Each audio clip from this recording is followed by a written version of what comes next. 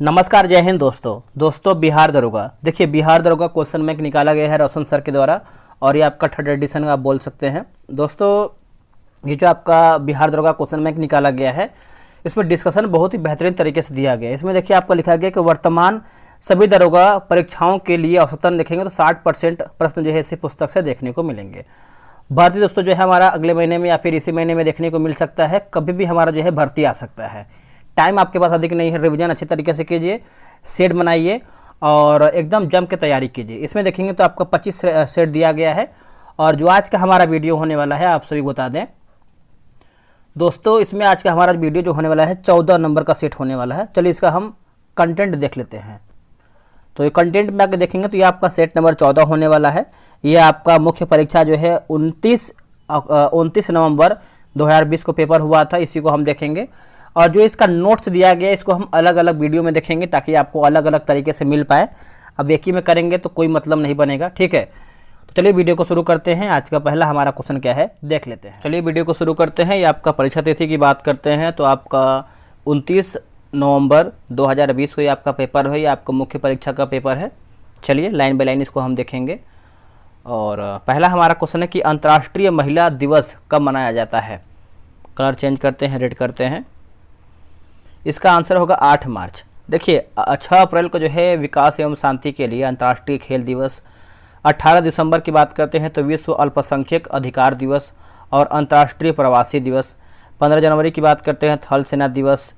25 जनवरी की बात करते हैं तो राष्ट्रीय मतदाता दिवस, राष्ट्रीय पर्यटन दिवस।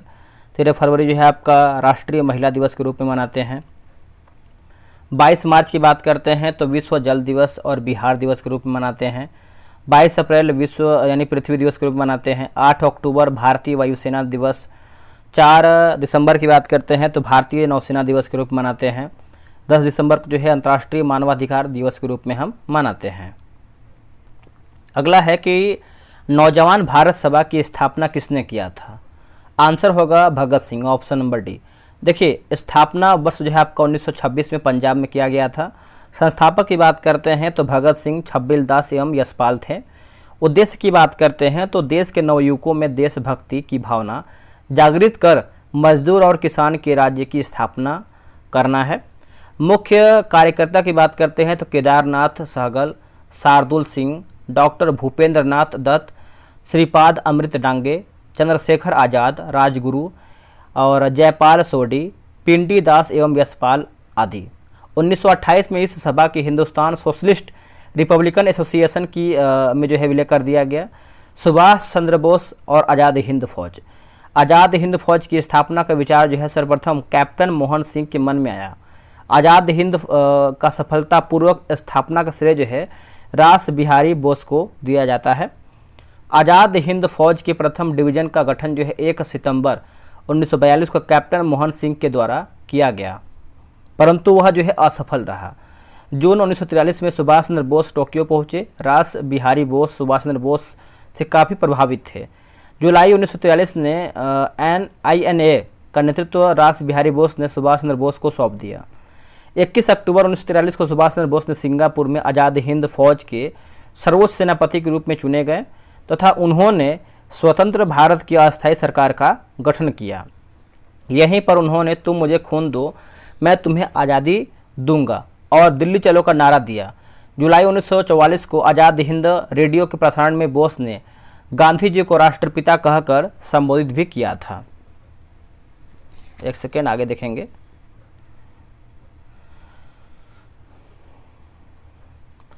अगला पॉइंट हमारा है कि 2012 में सूचना के अधिकार में पूछे गए प्रश्न के उत्तर में यह ज्ञात हुआ है कि भारत सरकार द्वारा महात्मा गांधी को राष्ट्रपिता की आधिकारिक उपाधि जो है प्रदान नहीं किया गया है। गदर पार्टी की बात करते हैं तो स्थापना जो है 1913 में। संस्थापक जो है लाला हरदयाल, रामचंद्र और बरकतुल्ला हैं। स्थल की बात करते हैं सैन फ्रांसिस्को यानी अमेरिका हो जाएगा। स्वराज पार्टी 1923 में हुआ है। जैसे असहयोग आंदोलन की समाप्ति के बाद कांग्रेस में एक नई विचारधारा ने जन्म लिया जिसके सूत्रधार मोतीलाल नेहरू एवं CR दास थे। इन्हें परिवर्तनवादी कहा गया क्योंकि ये विधानमंडल में प्रवेश करके आंदोलन को आगे बढ़ाना चाहते थे। वही दूसरी तरफ जो है अपरिवर्तनवादी जिसमें सी राजगोपालाचारी, डॉक्टर राजेंद्र प्रसाद, वल्लभ भाई पटेल आदि शामिल थे। विधानमंडल में प्रवेश जो है नहीं चाहते थे। कांग्रेस के 1922 के गया अधिवेशन अध्यक्ष की बात करते CR दास में मोतीलाल नेहरू और CR दास ने कांग्रेस से त्यागपत्र दे दिया और 1 जनवरी 1923 को इलाहाबाद में कांग्रेस के अंतर्गत स्वराज पार्टी की स्थापना की। इसके अध्यक्ष जो है CR दास एवं महासचिव मोतीलाल नेहरू थे। चलिए अगला हमारा क्वेश्चन क्या है, भारत में वरीयता का सही क्रम आपको चुन करके बताना है।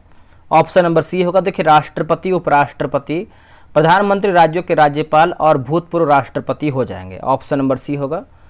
वरीयता यहाँ पर देखिए दिया गया है कि व्यक्तियों की रैंकिंग तथा वरीयता क्रम के संबंध में निम्नलिखित यहाँ पर दिया गया है, जैसे राष्ट्रपति, उपराष्ट्रपति, प्रधानमंत्री, अपने अपने राज्यों में राज्य के राज्यपाल, पूर्व राष्ट्रपति या प्रधानमंत्री, भारत के मुख्य न्यायाधीश, लोकसभा के अध्यक्ष, संघ के कैबिनेट मंत्री, अपने अपने राज्यों में राज्यों के मुख्यमंत्री, उपाध्यक्ष, नीति आयोग, पूर्व प्रधानमंत्री, राज्यसभा एवं लोकसभा में विपक्ष के नेता।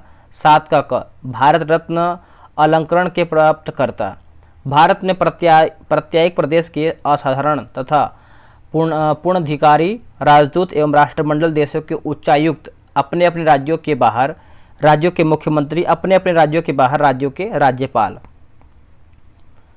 9वां आपका दिया गया है कि उच्चतम न्यायालय के न्यायाधीश। 9 का ए, संघ लोक सेवा आयोग के अध्यक्ष, मुख्य चुनाव आयुक्त, भारत के नियंत्रक एवं महालेखा परीक्षक, राज्यसभा के उपसभापति, राज्य के उप मुख्यमंत्री, लोकसभा के उपाध्यक्ष, नीति आयोग के सदस्य, संघ के राज्य मंत्री तथा रक्षा मंत्रालय में रक्षा मामलों से संबंधित कोई अन्य मंत्री। कवक की कोशिका भित्ति का मुख्य अवयव क्या है? ऑप्शन नंबर ए होगा काइटिन। देखिए, कवक हरित लवक रहित संकेंद्री संवहन उत्तक रहित थैलोफाइटा जगत का है। इसमें संचित भोजन ग्लाइकोजन के रूप में रहता है। नाखूनों तथा बालों में उगने वाले कवकों को कैरोटिनोफिलिक कहते हैं। गोबर पर उगने वाले कवक जो है कोप्रीफिलस कहते हैं। कवक के शरीर की संरचना धागे के जाल समान होते हैं। इस जाल को कवक जाल या फिर माइसीलियम कहते हैं। प्रत्येक कवक जाल से तंतु के समान संरचना निकलती है जिसे हाइफा कहते हैं। हाइफा के द्वारा ही कवक पोषी जीव के शरीर से पोषक पदार्थ ग्रहण करते हैं। प्रथम प्रतिजैविक पेनिसिलिन का निर्माण जो है पेनिसिलियम नोटेटम कवक से ही प्राप्त होता था या फिर हुआ था। कवक पारिस्थितिकीय तंत्र में जो है अपघटक की भूमिका जो है निभाते हैं। कोशिका जीवधारियों के संरचनात्मक एवं क्रियात्मक इकाई। इसमें प्रायः जो है स्वतः जनन की क्षमता होती है। कोशिका संरचना की बात करते हैं, जैसे कोशिका का निर्माण विभिन्न घटकों से होता है जिन्हें कोशिकांग कहते हैं। प्रत्येक कोशिकांग एक विशिष्ट कार्य करता है। इन कोशिकाओं के कारण ही कोशिका एक जीवित संरचना है जो जीवन संबंधित सभी कार्य करने में सक्षम होती है। जीवों के सभी प्रकार की कोशिकाओं में एक ही प्रकार के कोशिकांग पाए जाते हैं। अध्ययन की सुगमता की दृष्टि से कोशिका को 3 भागों में विभाजित किया जा सकता है, जैसे कोशिका झिल्ली, कोशिका द्रव्य और केंद्रक। पादप है ना, कोशिका भित्ति की बात करते हैं, जैसे पादप कोशिकाएं चारों ओर से एक मोटे और कड़े आवरण द्वारा घिरी रहती हैं। इसी आवरण को कोशिका भित्ति कहते हैं। कोशिका भित्ति मुख्यतः जो है सेल्यूलोज की बनी होती है। यह जो है पारगम्य होती है। सेल्यूलोज एक जटिल पदार्थ है जो पादप कोशिकाओं को संरचनात्मक दृढ़ प्रदान करता है। इसी कारण जो है कोशिका भित्ति कड़ी और निर्जीव होती है। कोशिका भित्ति एक पौधे, बैक्टीरिया, कवक आदि की कोशिका का मूल घटक है। जीवाणु की कोशिका भित्ति जो है लिखा गया है पेप्टिडोग्लाइकन की बना होता है। लिग्निन है ना, लिग्निन जटिल कार्बनिक बहुलक का एक वर्ग है जो संवहनी पौधों और कुछ शैवाल के समर्थन ऊतकों में महत्वपूर्ण संरचनात्मक है। सामग्री बनाती है। लिग्निन विशेष रूप से लकड़ी और छाल में सेल दीवारों के निर्माण में विशेष रूप से महत्वपूर्ण है क्योंकि वे कठोरता प्रदान करते हैं और आसानी से मुड़ते नहीं हैं। पैक्टिन एक संरचनात्मक अम्लीय हेटेरोपॉलीसैकेराइड है जो प्राथमिक और मध्य लेमेला और स्थलीय पौधों की कोशिका दीवारों में निहित है। इसका मुख्य घटक जो है ग्लैक्टोरोनिन एसिड है, जो ग्लैक्टोज से प्राप्त एक चीनी एसिड है। ये आपका मैथ का प्रश्न है, तो आगे बढ़ेंगे। 2011 की जनगणना के अनुसार भारत में वह राज्य जहां न्यूनतम जनसंख्या घनत्व दर्ज किया गया है वो आपका कौन सा है? तो ये आपका अरुणाचल प्रदेश हो जाएगा। ऑप्शन नंबर बी सही होगा, अरुणाचल प्रदेश। आगे डिस्कशन देखेंगे इसका हम। अब यहाँ पर देखिए हाँ यहीं तक है। अब यहाँ पर दोस्तों क्वेश्चन नंबर आपका 7 नंबर जो है, जो कि इतना बड़ा में दिया गया है, आप चाहे तो इसका स्क्रीनशॉट ले सकते हैं, ठीक है। बोला कि पॉलिशदार पाषाण उपकरण किस युग की विशेषता है? तो ये आपका नव पाषाण का हो जाएगा। ऑप्शन नंबर देखेंगे तो डी सही आंसर होगा।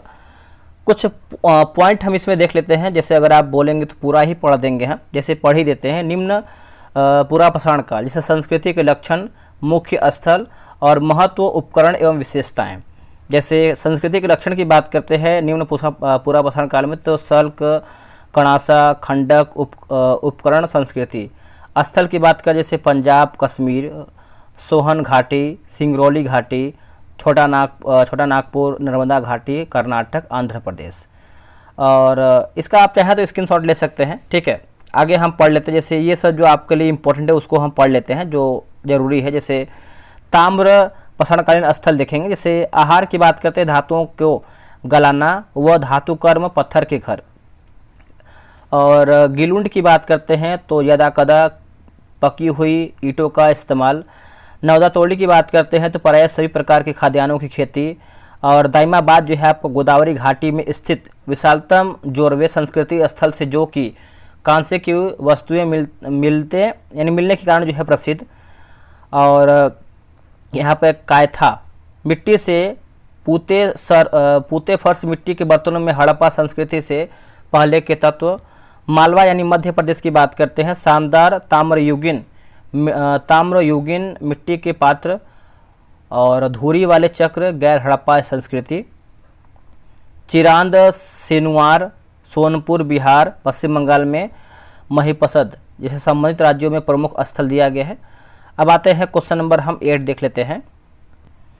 देखिए बोला कि राज्य विधान परिषद के संबंध में निम्नलिखित में से कौन सा कथन जो है सत्य नहीं है? तो ऑप्शन नंबर देखेंगे तो सी हमारा गलत है। न्यूनतम सदस्य संख्या की बात करते हैं 60, दोस्तों यही हमारा जो है गलत हो जाएगा।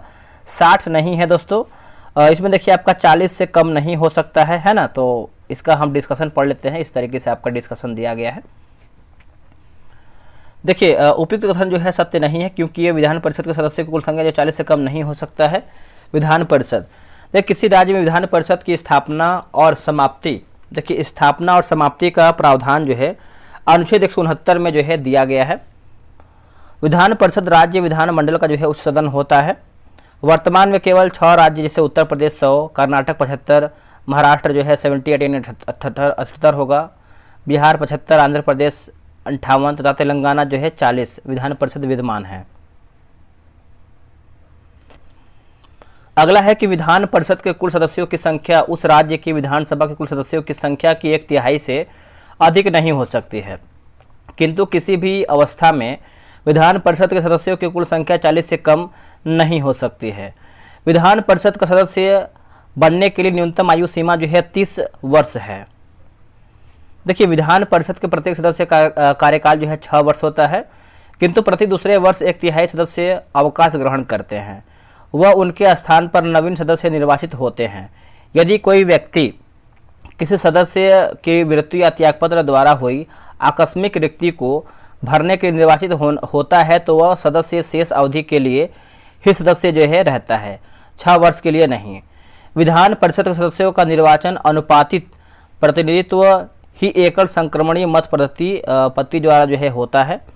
विधान परिषद के कुल सदस्यों के लिए 1/3 सदस्य राज्य की स्थानीय स्वशासी संस्थाओं के निर्वाचन मंडल द्वारा जो है निर्वाचित होते हैं। 1/12 सदस्य उन स्नातकों द्वारा निर्वाचित होते हैं जिन्होंने कम से कम 3 वर्ष पूर्व स्नातक की उपाधि जो है प्राप्त कर ली हो। 1/12 सदस्य उन अध्यापकों द्वारा जो है निर्वाचित होते हैं जो कम से कम 3 वर्षों से माध्यमिक पाठशालाओं अथवा उनसे ऊंची कक्षाओं में शिक्षण कार्य कर रहे हों। तथा 1/6 सदस्यों को राज्यपाल उस व्यक्तियों में से मनोनीत करता है जिन्हें साहित्य, कला, विज्ञान, सहकारिता, आंदोलन और सामाजिक सेवा के संबंध में विशेष ज्ञान और व्यवहारिक अनुभव हो। विधान परिषद की किसी भी बैठक के लिए कम से कम 10 या विधान परिषद के कुल सदस्यों का दशमांश की बात करते हैं तो 1/10, इनमें जो भी अधिक हो गणपूर्ति होगा। विधान परिषद अपने सदस्यों में से दो को क्रमशः सभापति एवं उपसभापति जो है चुनती है। आगे क्या है देख लेते हैं।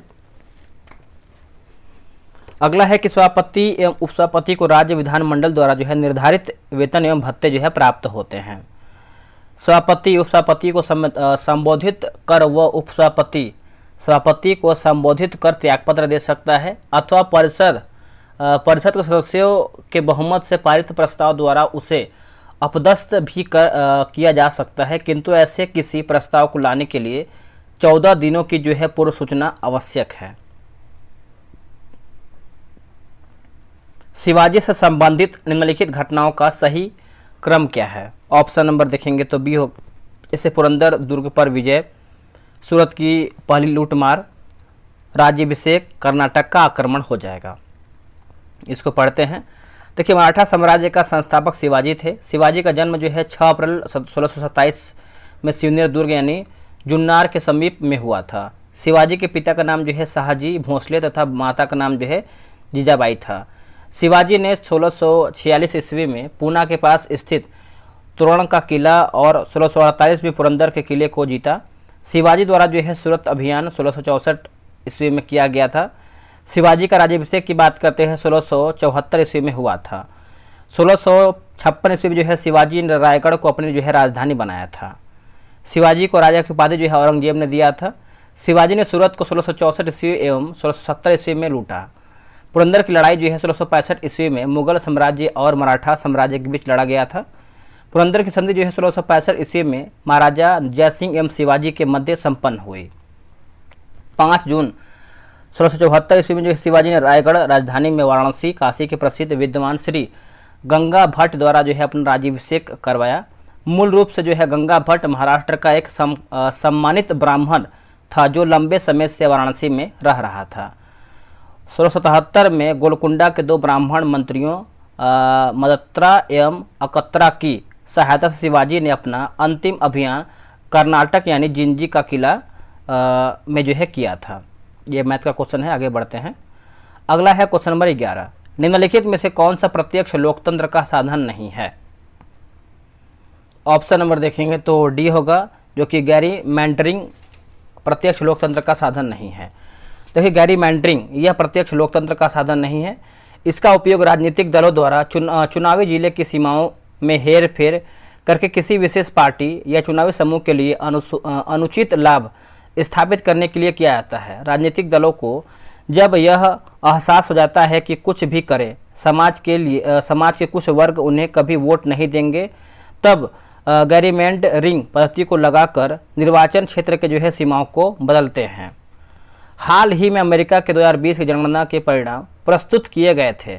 यहाँ लगभग हर दशक में अमेरिकी कांग्रेस और राज्यों के विधायी जिलों में गैरीमैंडरिंग यानी अनुचित लाभ की नियत से निर्वाचन क्षेत्रों का निर्धारण की प्रक्रिया जो है अपनाया गया है।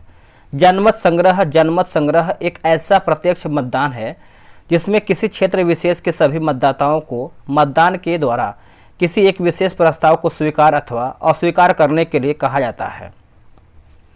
जूनागढ़ को 20 फरवरी 1948 को जनमत संग्रह द्वारा जो है भारत में मिलाया गया है।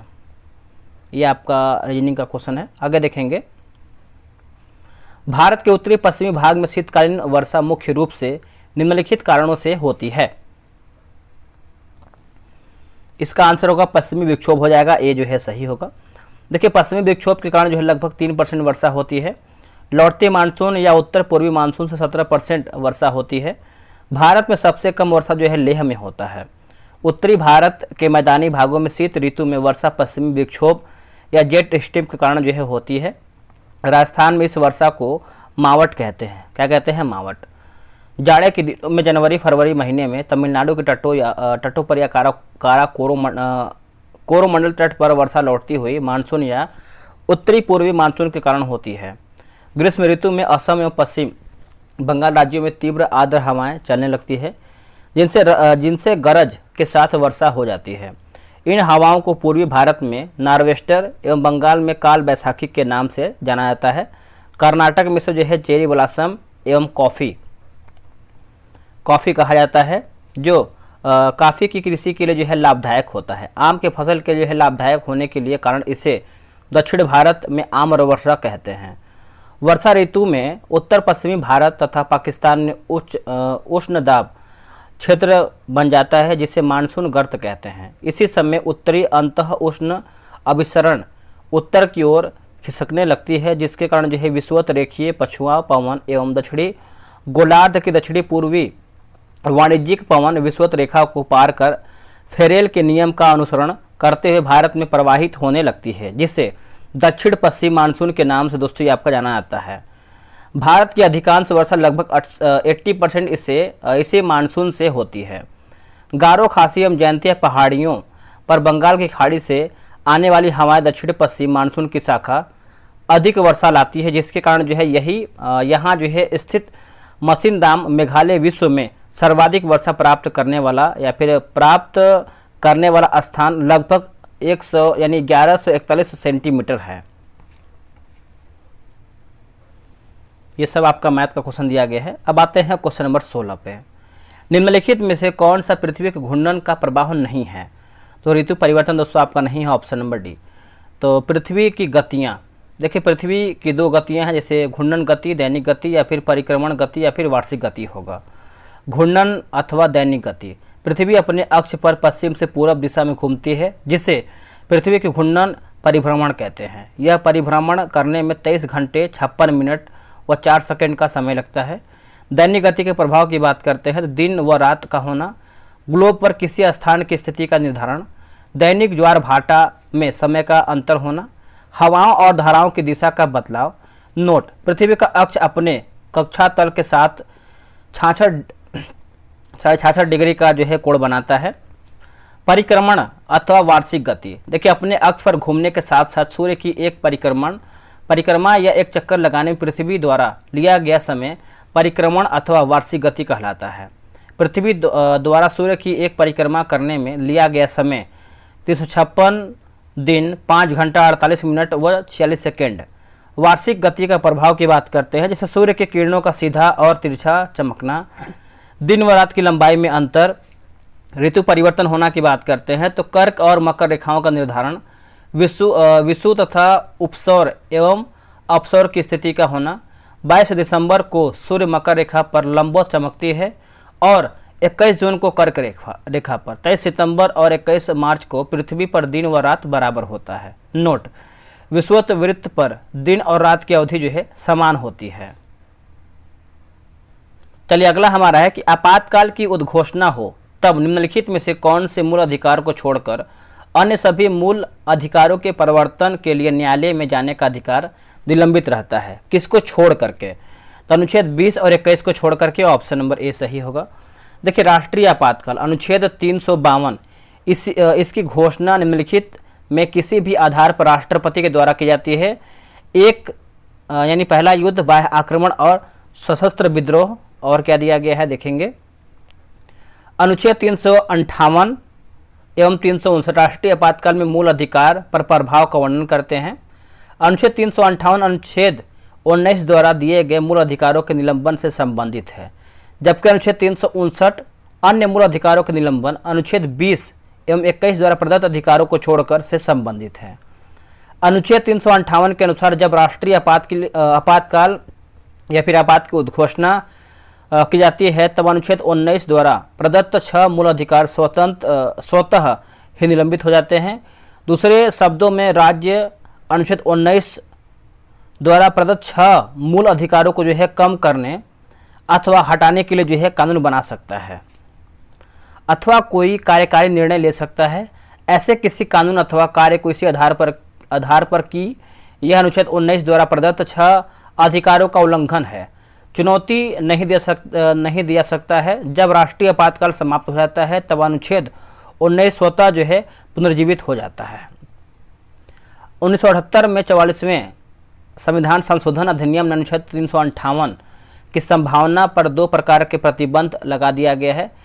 प्रथम, अनुच्छेद 19 द्वारा प्रदत्त 6 मूल अधिकारों को युद्ध अथवा बाह्य आक्रमण के आधार पर घोषित आपातकाल में ही निलंबित किया जा सकता है, न कि सशस्त्र विद्रोह के आधार पर। दूसरे, केवल उन विचारों को जो आपातकाल से संबंधित है चुनौती नहीं दी जा सकती है, तथा ऐसे विधियों के अंतर्गत दिए गए कार्यकारी निर्णयों को भी चुनौती नहीं दी जा सकती है। अन्य मूल अधिकारों का निलंबन। अनुच्छेद 359 राष्ट्रपति को आपातकाल में मूल अधिकारों को लागू करने के लिए न्यायालय जाने के अधिकार को निलंबित करने के लिए अधिकृत करता है। अनुच्छेद 359 के अंतर्गत मूल अधिकार नहीं अपितु इनका लागू होना निलंबित होता है। यह निलंबन इन्हीं मूल अधिकारों से संबंधित होता है जो राष्ट्रपति के आदेश में वर्णित होते हैं। जब राष्ट्रपति का आदेश प्रभावी रहता है तो राज्य उस मूल अधिकार को रोकने व हटाने के लिए कोई भी विधि बना सकता है या कार्यकारी कदम उठा सकता है। ऐसी किसी भी विधि या कार्य को इस आधार पर चुनौती नहीं दी जा सकती है कि यह संबंधित मूल अधिकार से साम्य नहीं रखता है। इस विधि के प्रभाव में किए गए विधायी व कार्यकारी कार्यों को आदेश समाप्ति के उपरांत चुनौती नहीं दी जा सकती है। 44वां संविधान संशोधन अनुच्छेद 319 अधिनियम जो है आपको 1978 अनुच्छेद 359 के क्षेत्र में 2 प्रतिबंध लगाया है। प्रथम राष्ट्रपति अनुच्छेद 20 तथा 21 के अंतर्गत दिए गए अधिकारों को लागू करने के लिए न्यायालय में जाने के अधिकार को निलंबित नहीं कर सकता है, यानी अपराध के लिए दोष सिद्धि के संबंध में संरक्षण का अधिकार अनुच्छेद 20 तथा प्राण एवं दैहिक स्वतंत्रता का अधिकार अनुच्छेद 21 आपातकाल में भी प्रभावी रहता है। द्वितीय, केवल इन्हीं विधियों को चुनौती से संरक्षण प्राप्त है जो आपातकाल से संबंधित उन विधियों व कार्यों को नहीं जो इनके तहत बनाए गए हैं। तो ये बहुत लंबा चौड़ा में डिस्कशन दिया गया था जो कि मैंने क्लियर कर दिया है। अगला है क्वेश्चन नंबर 18, भारतीय संविधान के निम्नलिखित में से कौन सी अनुसूची द्वारा स्वायत्तशासी जिला परिषदों की स्थापना का प्रावधान किया गया है? इसका आंसर हो जाएगा ऑप्शन नंबर बी हो जाएगा, 6ठी अनुसूची हो जाएगा। देखिए, भारतीय संविधान की 6ठी अनुसूची के तहत पूर्वोत्तर के 4 राज्य जैसे असम, मेघालय, त्रिपुरा, मिजोरम में स्वायत्त जिला परिषदों की स्थापना की गई है। ये स्वायत्त जिला परिषद आदिवासी संस्कृति की रक्षा और उसके संरक्षण की परिकल्पना करते हैं। संविधान की 6ठी अनुसूची असम, मेघालय, त्रिपुरा और मिजोरम में जनजातीय आबादी के अधिकारों की रक्षा के लिए इन जनजातीय क्षेत्रों के स्वायत्त स्थानीय प्रशासन का अधिकार प्रदान करती है।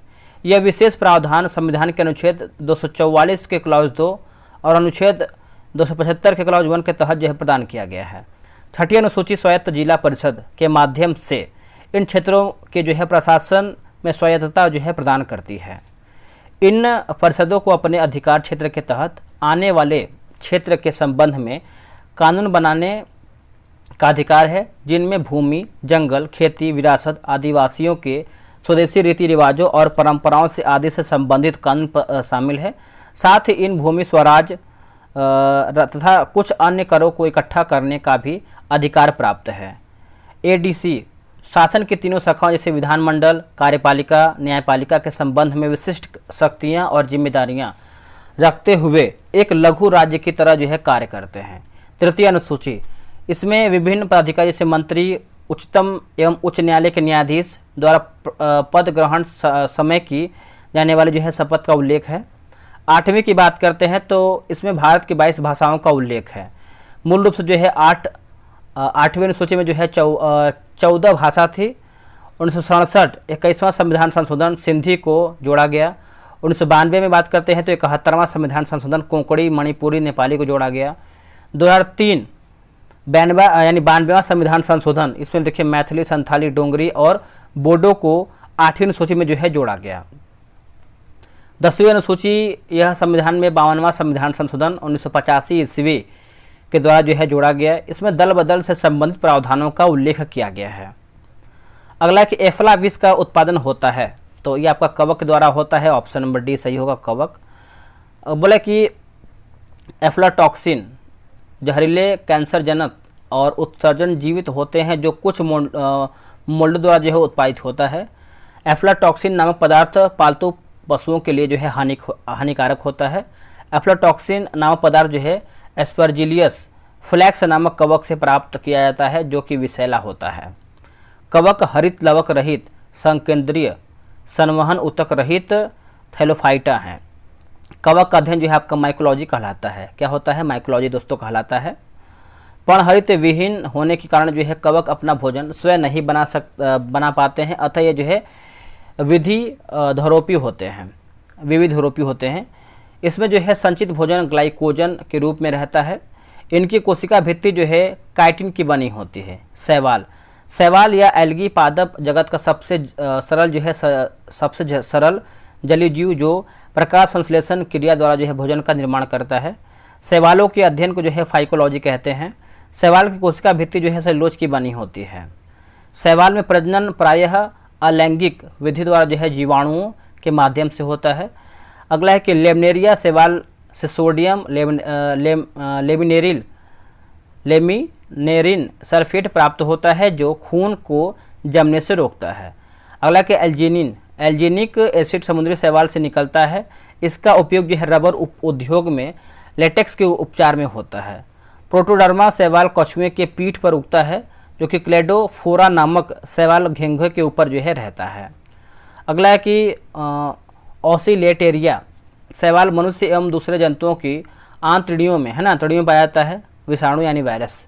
विषाणु अति सूक्ष्म परजीवी अकोशिकीय और विशेष न्यूक्लियो प्रोटीन कण है, जो जीवित परपोषी के अंदर रहकर जनन करते हैं। विषाणु को सिर्फ इलेक्ट्रॉन सूक्ष्मदर्शी की सहायता से ही देखा जा सकता है, और विषाणुओं के अध्ययन को विषाणु विज्ञान कहा जाता है। पादप विषाणु में न्यूक्लिक अम्ल और आरएनए होता है, जबकि जंतु विज्ञान में सामान्यतः न्यूक्लिक अम्ल और डीएनए, कभी कभी आरएनए होता है। लेकिन कुछ जंतु विषाणु में न्यूक्लिक अम्ल और आरएनए होता है, जैसे HIV। देखिए विषाणु गुणन विधि के द्वारा जो है प्रजनन करते हैं। विषाणु को जो है क्राइस्टेलिन के आकार में जो है WM स्टैनले ने अलग किया था। जीवाणु हरित लवक रहित एक कोशिकीय या फिर बहुकोशिकीय प्रोकैरियोटिक सूक्ष्मजीव होते हैं। जीवाणु वास्तव में पौधे नहीं होते हैं। बात करेंगे हम रोमंथी जीव के आमाशय में सेलुलोज पचाने वाला जीवाणु होता है। इन प्राणियों द्वारा खाए गए घास के सेलुलोज को केवल उनके आमाशय में मौजूद जीवाणु ही पचा सकता है। जीवाणु द्वारा मक्खन तथा पनीर में विशेष सुगंधी लाई जाती है। इस क्रिया को जो है राइपेनिंग कहते हैं। अगला कि वेसिलस मेगाथीरियम माइक्रोकोकस जीवाणु द्वारा क्रमशः चाय एवं तंबाकू के पत्तों में जो है सुगंध पैदा किया जाता है। अगला है कि स्पाइरोकीट साइटिफॉज जीवाणु रुई के रेशे को जो है नष्ट कर देता है। अगला हमारा क्वेश्चन है, क्वेश्चन नंबर 20 देख लेते हैं। राज्यसभा के सदस्यों के चुनाव की प्रक्रिया जो है ग्रहण किया गया है कहाँ से? तो ये ग्रहण किया गया है दक्षिण अफ्रीका के संविधान से ग्रहण किया गया है। ऑप्शन नंबर बी सही होगा। देखिए भारतीय संविधान के विदेशी स्रोत, जैसे अफ्रीका की बात करते हैं तो संविधान संशोधन की प्रक्रिया का प्रावधान, राज्यसभा के सदस्यों का निर्वाचन। जापान की बात करते हैं विधि द्वारा स्थापित प्रक्रिया। अमेरिका की बात करते हैं जैसे प्रस्तावना, मौलिक अधिकार, न्यायिक पुनर्विलोकन, संविधान की सर्वोच्चता, न्यायपालिका की स्वतंत्रता, निर्वाचित राष्ट्रपति एवं इस पर महाभियोग, उपराष्ट्रपति, उच्चतम एवं उच्च न्यायालयों के न्यायाधीशों को हटाने की विधि एवं वित्तीय आपात जो है आपका अमेरिका से लिया गया है। आयरलैंड की बात करते हैं नीति निर्देशक सिद्धांत, राष्ट्रपति के निर्वाचन मंडल की व्यवस्था, राष्ट्रपति द्वारा राज्यसभा में साहित्य, कला, विज्ञान व समाज सेवा इत्यादि के क्षेत्र में ख्याति प्राप्त व्यक्तियों का मनोनयन हो जाएगा। अगला कि प्यूनिक युद्ध डैश के मध्य लड़ा गया था। तो दोस्तों ये आपका लड़ा गया था रोम और कार्थेज के बीच में। Option number B. जो आपका प्यूनिक युद्ध जो है 264 ईसा पूर्व से 146 ईसा पूर्व के मध्य यूरोप के प्रदेशों एवं भूमध्य सागर में कार्थेज एवं रोमन सैनिकों के बीच में हुआ था। प्रथम युद्ध की बात करते 264 से 241 ईसा पूर्व कार्थेज के सेनापति सैंथिपस हेमिल्कर एवं रोमन सेना के मध्य हुआ। इसमें कार्थेजों की पराजय हुई थी। द्वितीय युद्ध 218 से 201 ईसा पूर्व कार्थेज के सेनापति हैनिबल एवं रोमन सैनिकों के मध्य हुआ था। इसमें जो है हैनिबल की पराजय हुआ था। तीसरा युद्ध की बात करते हैं तो 149 से 146 ईसा पूर्व इस युद्ध में कार्थेज की पराजय एवं रोमन की जो है विजय हुआ था। अगला है कि आनुवांशिक विकार जिसमें केंद्रक में 47 क्रोमोसोम हो जाते हैं, तो इसका आंसर हो जाएगा आपका क्लाइनफेल्टर सिंड्रोम हो जाएगा, ऑप्शन नंबर ए होगा। यह एक आनुवांशिक स्थिति है जिसमें पुरुष एक अतिरिक्त एक्स गुणसूत्र के साथ जो है पैदा होता है। क्लाइनफेल्टर्स सिंड्रोम पुरुषों में दो या अधिक एक्स गुणसूत्रों के कारण होता है। प्रायः जो है XXY होते हैं।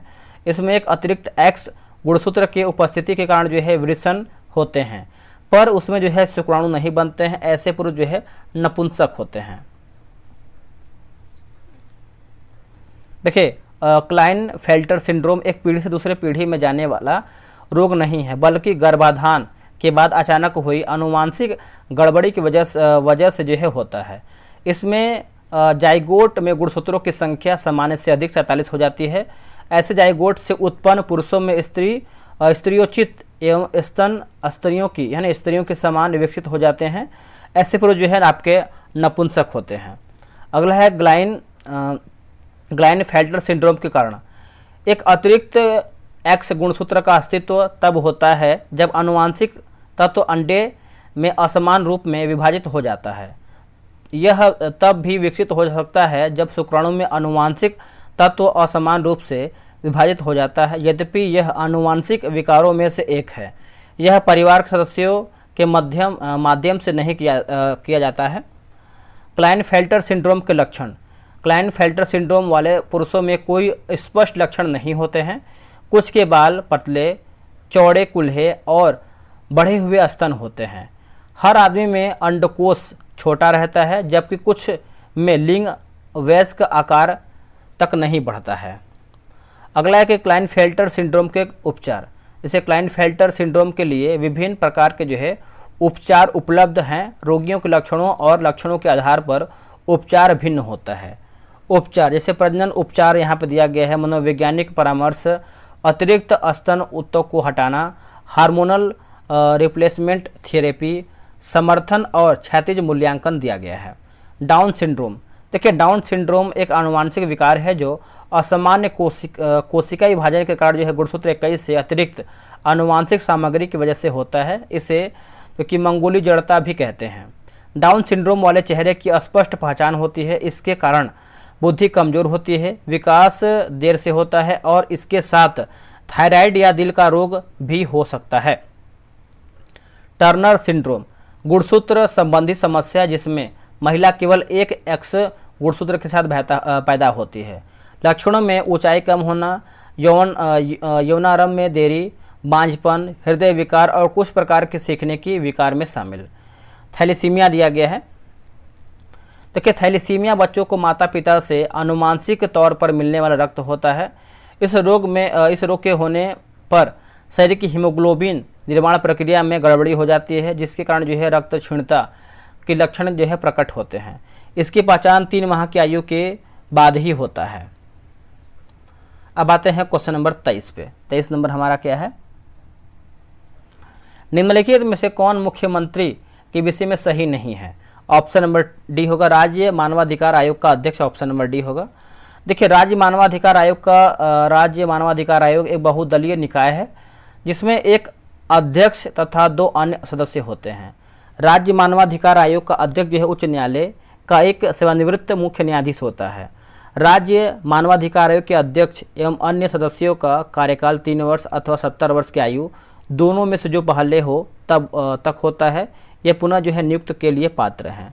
मुख्यमंत्री संविधान के अनुच्छेद 164 यह प्रावधान करता है कि मुख्यमंत्री की नियुक्ति राज्यपाल करेगा। साधारणतः वैसे व्यक्ति को मुख्यमंत्री नियुक्त किया जाता है जो विधानसभा में बहुमत दल का नेता होता है, लेकिन किसी दल को स्पष्ट बहुमत नहीं मिलने पर राज्यपाल अपने विवेकाधिकार का इस्तेमाल करता है। मुख्यमंत्री ही शासन का प्रमुख प्रवक्ता है और मंत्री परिषदों की बैठकों की जो है अध्यक्षता करता है। वह राज्य योजना बोर्ड का जो है दोस्तों अध्यक्ष होता है। वह अंतर्राज्यीय परिषद और नीति आयोग का सदस्य होता है। इन दोनों परिषदों की अध्यक्षता जो है प्रधानमंत्री द्वारा की जाती है। आपातकाल के दौरान जो है राजनीतिक स्तर पर वह मुख्य प्रबंधक होता है। यह यानी वह सेवाओं का राजनीतिक प्रमुख है। मंत्रिपरिषद के निर्णयों को मुख्यमंत्री ही राज्यपाल तक जो है पहुंचाता है। 91 नोट जो है 91 संविधान संशोधन अधिनियम 2003 के अनुसार मुख्यमंत्री सहित संपूर्ण मंत्रिपरिषद का आकार राज्य की विधानसभा की कुल सदस्य की संख्या 15% से अधिक नहीं होगी, लेकिन मुख्यमंत्री सहित संपूर्ण मंत्रिपरिषद की कुल संख्या 12 से कम नहीं होनी चाहिए। जब कभी राज्यपाल कोई बात मंत्रिपरिषद तक पहुंचाना चाहता है तो वह मुख्यमंत्री के द्वारा ही कार्य कर सकता है। राज्यपाल के सारे अधिकारों का प्रयोग जो है मुख्यमंत्री ही करता है। अनुच्छेद 167 मुख्यमंत्री के कर्तव्य को जो है परिभाषित करता है। अगला है कि अविसिक वायस में पी एन संधि डायोड के अवक्षय क्षेत्र की चौड़ाई क्या है, तो ये आपका घटती है, ऑप्शन नंबर सी। अगला कि पस विसिक वायस में पी एन संधि जो है डायोड के अवक्षय की जो है चौड़ाई बढ़ती है। बोला कि अवसिक है ना, अपविसिक वायस में जब हम पी को बैटरी के धन टर्मिनल से जोड़ते हैं और एन को बैटरी के ऋण टर्मिनल से जोड़ते हैं तो घन टर्मिनल से जो है कोटर और ऋण टर्मिनल से इलेक्ट्रॉन प्रतिकर्षित होता है, जिसमें जो है अवक्षय क्षेत्र की चौड़ाई जो है घट जाती है। नी वोल्टेज सिलिकॉन डायोड का लगभग 0.7 वोल्ट और जर्मेनियम डायोड का जो है 0.3 वोल्ट होता है। जीनर का डायोड का उपयोग जो है वोल्टेज रेगुलेशन में करते हैं। जीनर डायोड का आविष्कार जो है जेनर डायोड ने किया है। फोटो डायोड, इसका उपयोग जो है आपका प्रकाशित संकेतकों के क्या लिखा गया संसूचक में होता है। हालांकि जेम्स टॉबिन के द्वारा पहली बार सुझाया गया कि टॉबिन टैक्स निम्न में से किन लेन देन पर लगाया जाता है, ऑप्शन नंबर बी करेंसी के लेन देन पर, ऑप्शन नंबर बी सही होगा। देखिए विदेशी पूंजी की आवक पर लगने वाले कर को टॉबिन टैक्स कहा जाता है। इसका नामांकन नोबेल पुरस्कार से सम्मानित जेम्स टॉबिन के नाम पर किया गया है। इस तरह का कर उस स्थिति में लगाया जाता है जब सरकार महसूस करती है कि विदेशी पूंजी के कारण जो है घरेलू वित्तीय तंत्र पर नकारात्मक असर पड़ रहा है। नकारात्मक दोस्तों ये आपका असर पड़ रहा है, याद रखिएगा। मुगल दरबार में प्रमुख चित्रकार कौन था जिसके नेतृत्व में अकबर ने चित्रकला का एक पृथक विभाग जो है स्थापित किया? ये आपका अब्दुल समद हो जाएगा, ऑप्शन नंबर ए सही होगा, अब्दुल समद। देखिए मुगल चित्रकला हुमायूं के शासनकाल के दौरान विकसित हुआ। जब वह अपने निर्वासन से भारत लौटा तो वह अपने साथ 2 फारसी महान कलाकार अब्दुल समद और मीर सैयद को लाया।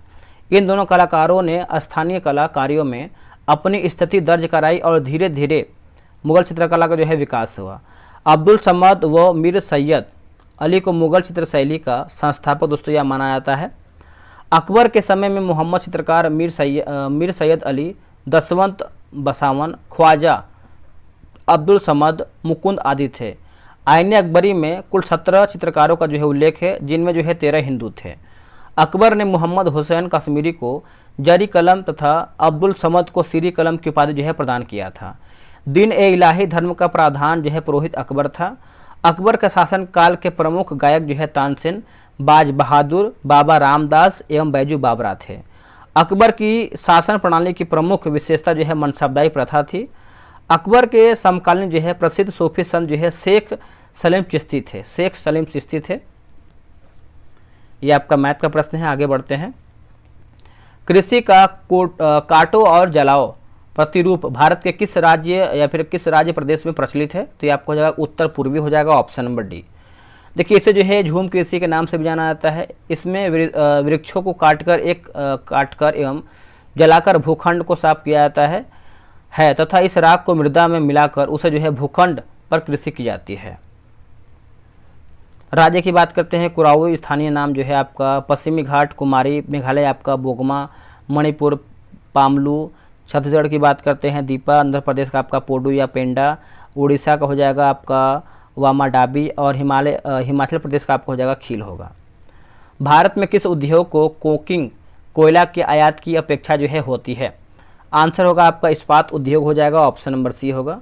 लौह इस्पात उद्योग में खनिज पदार्थों के रूप में लौह अयस्क, बेकिंग कोयला, मैग्नीज, रॉक फॉस्फेट, डोलोमाइट, सोरा, क्रोमियम, निकेल एवं अल्प मात्रा में कार्बन 0.03 से लेकर के 1% का प्रयोग किया जाता है। स्टेनलेस स्टील जो कि लोहे और क्रोमियम का मिश्र धातु है, में कार्बन का प्रयोग उसकी कठोरता प्रदान करने एवं क्रोमियम का ताप सहनशीलता बढ़ाने एवं धब्बा रहित स्टील के रूप में किया जाता है। भारत में कोककारी यानी कोकिंग कोयले की कमी के कारण जो है इसका आयात मुख्यतः ऑस्ट्रेलिया से किया जाता है। विश्व सवरैया स्टील लिमिटेड भद्रावती कर्नाटक एक ऐसा इस्पात संयंत्र है जो कोयले की स्थानीय आपूर्ति पर निर्भर न रहकर चारकोल अथवा लकड़ी के प्रयोग पर आधारित है, अर्थात यह संयंत्र कोयला उत्पाद क्षेत्र से जो है बहुत दूर है। निम्न में से कौन सा प्रत्यक्ष कर का जो है उदाहरण नहीं है? ऑप्शन नंबर आपका वस्तुओं और सेवाओं पर कर, ऑप्शन नंबर डी। देखिए, कर एक प्रकार का अनिवार्य भुगतान है जो किसी व्यक्ति को अनिवार्य रूप से सरकार को देना पड़ता है, जो कर उधार से संबंधित होता है तथा जिसके बदले करदाता को आवश्यक रूप से कोई लाभ नहीं प्राप्त होता है। कर उधार से आशय उससे जिसको आधार बनाकर कर लगाया जाता है, जैसे आयकर का आधार आय है। कर दो प्रकार के होते हैं, प्रत्यक्ष और अप्रत्यक्ष। प्रत्यक्ष कर, हम उन करों को प्रत्यक्ष कर कहते हैं जिनके मौद्रिक तथा वास्तविक बोझ अर्थात कर से उत्पन्न कराधात तथा करापात उसी व्यक्ति पर पड़ते हैं जिनके ऊपर सरकार कर लगाती है। अप्रत्यक्ष कर, जिन करों को वास्तविक बोझ को विवर्तित किया जा सकता है उन्हें जो है अप्रत्यक्ष कर कहते हैं। केंद्र सरकार के प्रत्यक्ष कर जैसे व्यक्तिगत आयकर, निगम कर, उपहार कर, आस्तिक कर यानी संपत्ति कर होगा, व्यय कर, पूंजी लाभ कर, लाभांश कर, ब्याज कर, प्रतिभूति व्यवहार कर आदि। राज्य सरकार के प्रत्यक्ष कर होटल प्राप्तियों पर कर, भू राजस्व, कृषि आय पर कर, व्यवसाय कर, गैर शहरी अचल संपत्तियों पर कर, रोजगारों पर कर, पथ कर। केंद्र सरकार के अप्रत्यक्ष कर जैसे सीमा शुल्क, आयात एवं निर्यात पर लगाया जाने वाला कर, केंद्रीय उत्पाद शुल्क, केंद्रीय जीएसटी होगा। और राज्य सरकार के अप्रत्यक्ष कर जैसे राज्य जीएसटी, स्टाम्प एवं पंजीकरण शुल्क, राज्य उत्पाद शुल्क, वाहनों पर कर, विज्ञापन पर कर, सट्टेबाजी पर कर, डीजल पेट्रोलियम पर बिक्री। मूल्य वर्धित कर यानी वैट सबसे पहले हरियाणा में और सबसे अंत में उत्तर प्रदेश में लागू किया गया। प्रतिभूति विनिमय कर यानी एसटीटी की शुरुआत 1 अक्टूबर 2004 को किया गया। यह कर घरेलू स्टॉक एक्सचेंज में हुए लेन देन पर लगाया जाता है। शिक्षा और संस्कृति और शिक्षा का अधिकार वर्णित है अनुच्छेद 29 और 30 में। इससे संयुक्त राज्य अमेरिका के संविधान से लिया गया है। इसका वर्णन जो है संविधान के भाग 3 में 12 से 35 के संविधान में भाग 3 को भारत का अधिकार यानी मैग्ना कार्टा कहा जाता है। मैग्ना कार्टा एक फ्रांसीसी शब्द है। यह जो है दोस्तों आपका असीमित नहीं है लेकिन वाद योग्य होते हैं। राज्य उन पर युक्त प्रतिबंध लगा सकता है। प्रतिबंध का कारण जो है उचित है या नहीं इसका निर्णय जो है अदालत करती है। मौलिक अधिकारों के सुरक्षा के लिए व्यक्ति उच्च न्यायालय अनुच्छेद 256 एवं उच्च न्यायालय यानी उच्चतम न्यायालय की बात करते हैं अनुच्छेद 32 में जा सकता है। यह आवश्यक नहीं है कि केवल उच्च न्यायालय के खिलाफ ही उच्चतम न्यायालय में अपील को लेकर जाया जाए। मूल संविधान में 7 मौलिक अधिकार थे लेकिन 44वां संविधान संशोधन 1978 के द्वारा जो है संपत्ति का अधिकार अनुच्छेद 31 एवं 19 के एफ को जो है मौलिक अधिकार की सूची से हटाकर इसे जो है संविधान के भाग 12 यहाँ पर देखेंगे तो अनुच्छेद 300 का के जो है आपका अंतर्गत कानूनी अधिकार के रूप में आपका रखा गया है। नोट 1931 ईस्वी में कराची अधिवेशन अध्यक्ष की बात करें सरदार वल्लभ भाई पटेल कांग्रेस ने मूल अधिकारों की मांग की जिसका प्रारूप जवाहरलाल नेहरू ने जो है बनाया था। मौलिक अधिकार दिया गया है जैसे समता या समानता का अधिकार अनुच्छेद 14 से 18, स्वतंत्रता का अधिकार अनुच्छेद 19 से 20, शोषण के विरुद्ध अधिकार जो है अनुच्छेद 23 से 24, धार्मिक स्वतंत्रता का अधिकार जो है 25 से 28, संस्कृति और शिक्षा संबंधित अधिकार जो है अनुच्छेद 29 से 30, संवैधानिक उपचारों का अधिकार जो है अनुच्छेद 32 इसका सही उत्तर होगा। आगे है निम्नलिखित में से किसने जो है रैयतवाड़ी बंदोबस्त जो है आरंभ किया है? ऑप्शन नंबर बी होगा थॉमस मुनरो हो जाएगा, बी राइट होगा।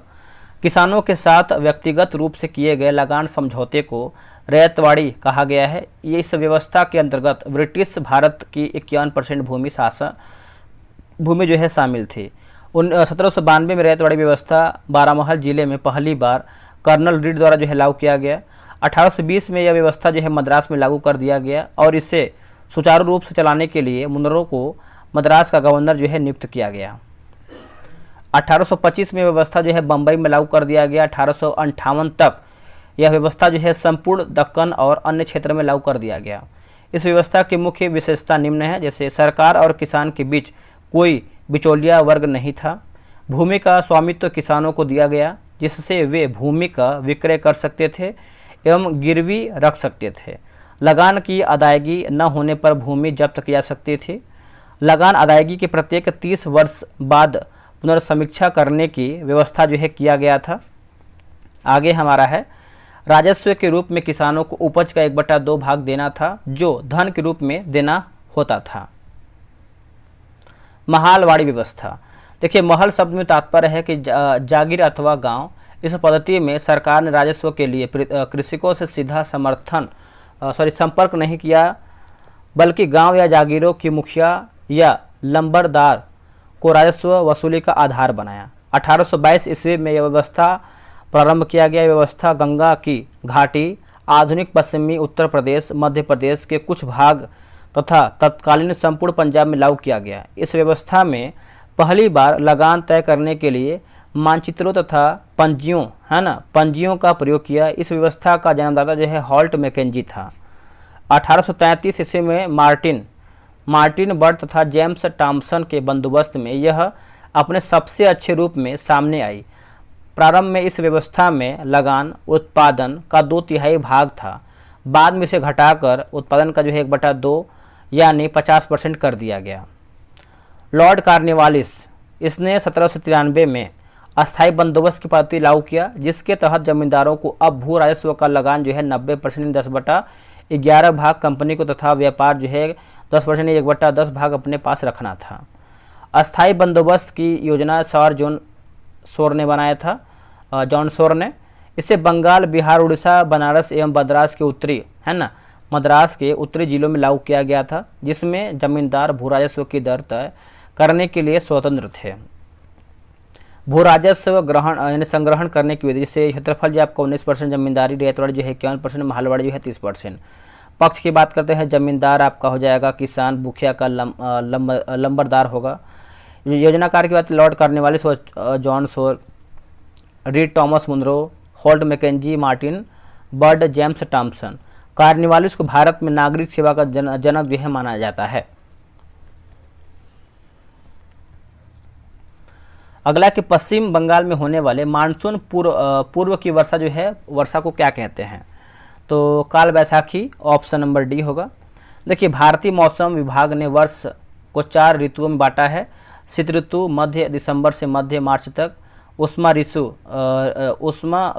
शुष्क जो है आपका ग्रीष्म ऋतु मध्य मार्च से मई तक, आर्द्र वर्षा यानी ऋतु की बात करते हैं जून से सितंबर तक, लौटते हुए मानसून की ऋतु जो है अक्टूबर से मध्य दिसंबर तक। ग्रीष्म ऋतु के समय देश के विभिन्न भागों में स्थानीय पवनें बहती हैं। उत्तर भारत के मैदानी इलाके में गर्म एवं शुष्क हवा को लू कहते हैं। नार्वेस्टर काल बैसाखी पश्चिम बंगाल एवं असम में गिरज के साथ होने वाला वर्षा, और मैंगो सावर यानी आम्र वर्षा दक्षिण भारत केरल में पूर्व मानसून वर्षा, जिससे आम जल्दी पक जाते हैं। चेरी ब्लॉसम कर्नाटक में वर्षा, जो कॉफ़ी की खेती के लिए जो है लाभदायक है। चाय वर्षा असम में होता है।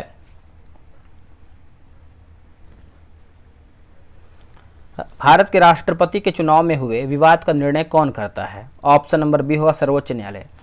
अनुच्छेद 71 राष्ट्रपति एवं उपराष्ट्रपति के चुनाव से संबंधित विवाद का फैसला सर्वोच्च न्यायालय करेगा। राष्ट्रपति के निर्वाचन से संबंधित विवादों का निपटारा उच्चतम न्यायालय द्वारा किया जाता है। निर्वाचन अवैध घोषित होने पर राष्ट्रपति द्वारा किए गए कार्य जो है अवैध नहीं होते हैं। राष्ट्रपति के निर्वाचन के लिए निर्वाचन मंडल जो अनुच्छेद 54 में राज्यसभा, लोकसभा और राज्यों की विधानसभाओं के निर्वाचित सदस्य रहते हैं। नवीनतम व्यवस्था के अनुसार पुडुचेरी विधानसभा तथा दिल्ली की विधानसभा के निर्वाचित सदस्यों को भी सम्मिलित किया गया 17वां संविधान संशोधन 1992 के द्वारा। राष्ट्रपति पद के उम्मीदवार के लिए निर्वाचक मंडल के 50 सदस्य प्रस्तावक तथा 50 सदस्य जो है आपके अनुमोदक होते हैं। एक ही व्यक्ति जितनी बार चाहे राष्ट्रपति के पद निर्वाचित हो सकता है। राष्ट्रपति का निर्वाचन समानुपाती प्रतिनिधित्व प्रणाली और एकल संक्रमणीय मत पद्धति के द्वारा होता है। अनुच्छेद 55। राष्ट्रपति अपने पद ग्रहण की तिथि से 5 वर्ष की अवधि तक पद जो है धारण करेगा। अपने पद की समाप्ति के बाद भी वह पद पर तब तक बना रहेगा जब तक उसका उत्तराधिकारी पद ग्रहण नहीं कर लेता। अनुच्छेद 56। पद धारण करने से पूर्व राष्ट्रपति को एक निर्धारित प्रपत्र पर भारत के मुख्य न्यायाधीश अथवा उनकी अनुपस्थिति में उच्चतम न्यायालय के वरिष्ठतम न्यायाधीश के सम्मुख शपथ जो है लेनी पड़ती है। नोट: अनुच्छेद 67 के क्लाउज 1 के अनुसार भारत सरकार की समस्त कार्यपालिका कार्यवाही राष्ट्रपति के नाम से की गई नाम से हुई कही जाएगी और अनुच्छेद 77 का 3 अनुसार राष्ट्रपति भारत सरकार का कार्य अधिक सुविधापूर्वक किए जाने के लिए और मंत्रियों में उक्त कार्य के आवंटन के लिए जो है नियम बनाएगा। भारत की संसद राष्ट्रपति, राज्यसभा, लोकसभा से मिलकर बनता है। अनुच्छेद 79। राज्यसभा उच्च सदन, लोकसभा जो है निम्न सदन होता है। राज्यसभा के सदस्यों की अधिक से अधिक संख्या जो है 250 हो सकती है। राज्यसभा की संरचना जो है अनुच्छेद 80। वर्तमान समय में यह लगभग जो आपको 245, इसमें 12 सदस्य जो है राष्ट्रपति द्वारा मनोनीत किए जाते हैं। ये ऐसे व्यक्ति होते हैं जिन्हें कला, साहित्य, विज्ञान, समाज सेवा के क्षेत्र में विशेष ज्ञान या अनुभव है। शेष 233 सदस्य जो है संघ की इकाइयों का प्रतिनिधित्व करते हैं। राज्यसभा की सदस्यता के लिए जो है न्यूनतम आयु जो है 30 वर्ष। राज्यसभा एक अस्थायी सदन है जो कभी भंग नहीं होता है। इसके सदस्यों का जो कार्यकाल है 6 वर्ष का होता है। इसके 1/3 जो है सदस्य प्रति 2 वर्ष बाद जो है सेवानिवृत्त हो जाते हैं। अनुच्छेद 43 का क्लाउज 1। निर्वाचन आयोग दिया गया, जैसे संविधान के भाग 15 के अनुच्छेद 324 के 24 से 29 में निर्वाचन से संबंधित उपबंध जो है दिया गया है। भारत में निर्वाचन आयोग की स्थापना जो है 25 जनवरी 1950 को हुआ था। यह एक जो है अस्थायी संवैधानिक निकाय है, ये भी आप अच्छे से याद रखिएगा। भोपाल गैस दुर्घटना में विषाक्त गैस जिसका रिसाव हुआ था, तो आपका मिथाइल आइसोसाइनेट हो जाएगा, ऑप्शन नंबर सी। 3 दिसंबर 1984 को घटित भोपाल गैस त्रासदी भारत के इतिहास में काला अध्याय है, जिसे शायद ही कभी जो है भुलाया जा सकेगा। भोपाल स्थित यूनियन कार्बाइड प्लांट में 3 दिसंबर को आधी रात में मिथाइल आइसोसाइनेट के रिसाव के कारण जो है हजारों की तादाद में लोगों की जो है मृत्यु हो गया। Carbon monoxide CO, ethyl isocyanate C3H5N, hydrogen cyanide HCN होगा। आगे देख लेते हैं आपका। अब आते हैं डायरेक्ट हम क्वेश्चन नंबर 39 पे। ये सब रीजनिंग का क्वेश्चन दिया गया था, मैथ का दिया गया था। तो दक्षिण पूर्व एशिया की वृद्धि त्रिकोण में सम्मिलित हैं, तो ऑप्शन नंबर ए होगा सिंगापुर, मलेशिया और इंडोनेशिया होगा। देखिए दक्षिण पूर्वी एशिया में ही अफीम उत्पादन हेतु प्रसिद्ध क्षेत्र गोल्डन ट्रायंगल स्थित है, जिसके अंतर्गत म्यांमार, थाईलैंड एवं लाओस शामिल है। मलेशिया, इंडोनेशिया, थाईलैंड एवं सिंगापुर को सम्मिलित रूप से एशियन टाइगर के रूप में या फिर एशियन टाइगर के नाम से भी दोस्तों जाना जाता है। एशियन टाइगर देशों की अर्थव्यवस्था में अत्यधिक तेजी की प्रवृत्ति है। कंबोडिया में अंकोरवाट मंदिर स्थित है, जो विष्णु मंदिर है। लाओस दक्षिण पूर्व एशिया का एकमात्र स्थलरूढ़ देश है। अगला कि निर्विरोध निर्वाचित होने वाले भारत के प्रथम राष्ट्रपति कौन हैं? इसका सही आंसर आपका ऑप्शन नंबर डी होगा। भारत के पूर्व राष्ट्रपति नीलम संजीव रेड्डी एकमात्र ऐसे राष्ट्रपति हैं जो निर्विरोध 1977 में जो है चुने गए थे। नीलम संजीव रेड्डी 1956 में जो है गठित आंध्र प्रदेश के पहले मुख्यमंत्री चुने गए। आंध्र प्रदेश के 2 बार मुख्यमंत्री रह चुके या फिर रहे एन संजीव रेड्डी केंद्र सरकार में कई बार मंत्री बने। उन्हें 1967 में जो है लोकसभा का स्पीकर जो है बनाया गया था। निम्न में से कौन सा हाइड्रोजन का समस्थानिक नहीं है? तो आंसर आपका हो जाएगा इट्रियम, आपका नहीं है, डी सही आंसर होगा। देखिए एक ही तत्व के परमाणु जिनके परमाणु क्रमांक समान किंतु द्रव्यमान संख्या भिन्न होती है, समस्थानिक कहलाते हैं। यह भिन्न द्रव्यमान संख्या इसलिए होती हैं क्योंकि नाभिक में न्यूट्रॉन की संख्या भिन्न होती है। नेक्स्ट क्वेश्चन है क्वेश्चन नंबर 42। बाजार में यानी भारत में बाजार नियंत्रण प्रणाली किस सुल्तान द्वारा जो है लागू किया गया था? तो आपको जगह Alauddin Khilji, option number A होगा। अलाउद्दीन के अनेक आर्थिक सुधारों में सबसे अधिक महत्वपूर्ण स्थान उसकी मूल्य निर्धारण योजना अथवा बाजार नियंत्रण की नीति को दिया जाता है। उसका या फिर इसका उल्लेख बर्नी ने अपनी पुस्तक तारीख फिरोजशाही में किया है। अलाउद्दीन खिलजी की साम्राज्यवादी विस्तार नीति और मंगोल आक्रमणों ने उनके लिए विशाल सेना रखना अनिवार्य कर दिया था। इस पर काफ़ी खर्च आता था। सेना में होने वाले खर्च में कमी लाने के उद्देश्य से जो है अलाउद्दीन ने सैनिकों का वेतन जो है निर्धारित कर दिया था। अतः यह आवश्यक था कि सैनिकों को इस सीमित वेतन में ही दैनिक आवश्यकताओं की वस्तुएं उपलब्ध कराई जा सके। अतः वस्तुओं का मूल्य निर्धारित करना आवश्यक हो गया।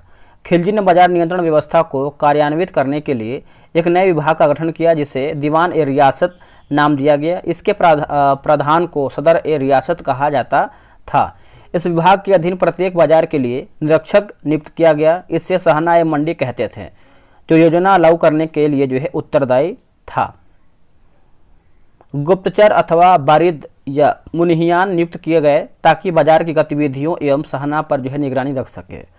बर्नी के अनुसार अलाउद्दीन खिलजी ने निम्नलिखित बाजार स्थापित किए, जैसे मंडी, इसमें अनाज का व्यापारी होता था। सराय अदल, इसमें वस्त्र एवं अन्य वस्तुओं का व्यापार होता था। घोड़ों, दासों और मवेशियों के बाजार, इसमें वस्तु की किस्म के अनुसार इसका जो है मूल्य निश्चित किया जाता था। अकबर द्वारा 1567-68 ईस्वी में चित्तौड़ पर आक्रमण के समय मेवाड़ का शासक कौन था? आंसर होगा राणा उदय सिंह। अकबर द्वारा चित्तौड़ यानी मेवाड़ पर आक्रमण करने के कई कारण थे, जिनमें दो प्रमुख था, जिसे राणा उदय सिंह ने अकबर के शत्रु बाज बहादुर व विद्रोही मिर्जाओं को संरक्षण प्रदान किया था। दूसरा देखेंगे तो मेवाड़ दिल्ली एवं गुजरात के मार्ग में पड़ता था। अतः गुजरात विजय के लिए मेवाड़ विजय आवश्यक था। और 1562 में अकबर द्वारा अजमेर के शेख मोइनुद्दीन चिश्ती की दरगाह की यात्रा के समय उसकी मुलाकात आमेर के शासक राजा भारमल से हुई। भारमल प्रथम राजपूत शासक था, जिसने स्वेच्छा से अकबर की अधीनता स्वीकार की। कालांतर में भारमल या बिहारीमल की पुत्री से अकबर ने विवाह कर लिया, जिससे जहांगीर पैदा हुआ। अकबर ने भारमल के पुत्र यानी दत्तक भगवान दास एवं पौत्र मानसिंह को उच्च मनसब प्रदान किया।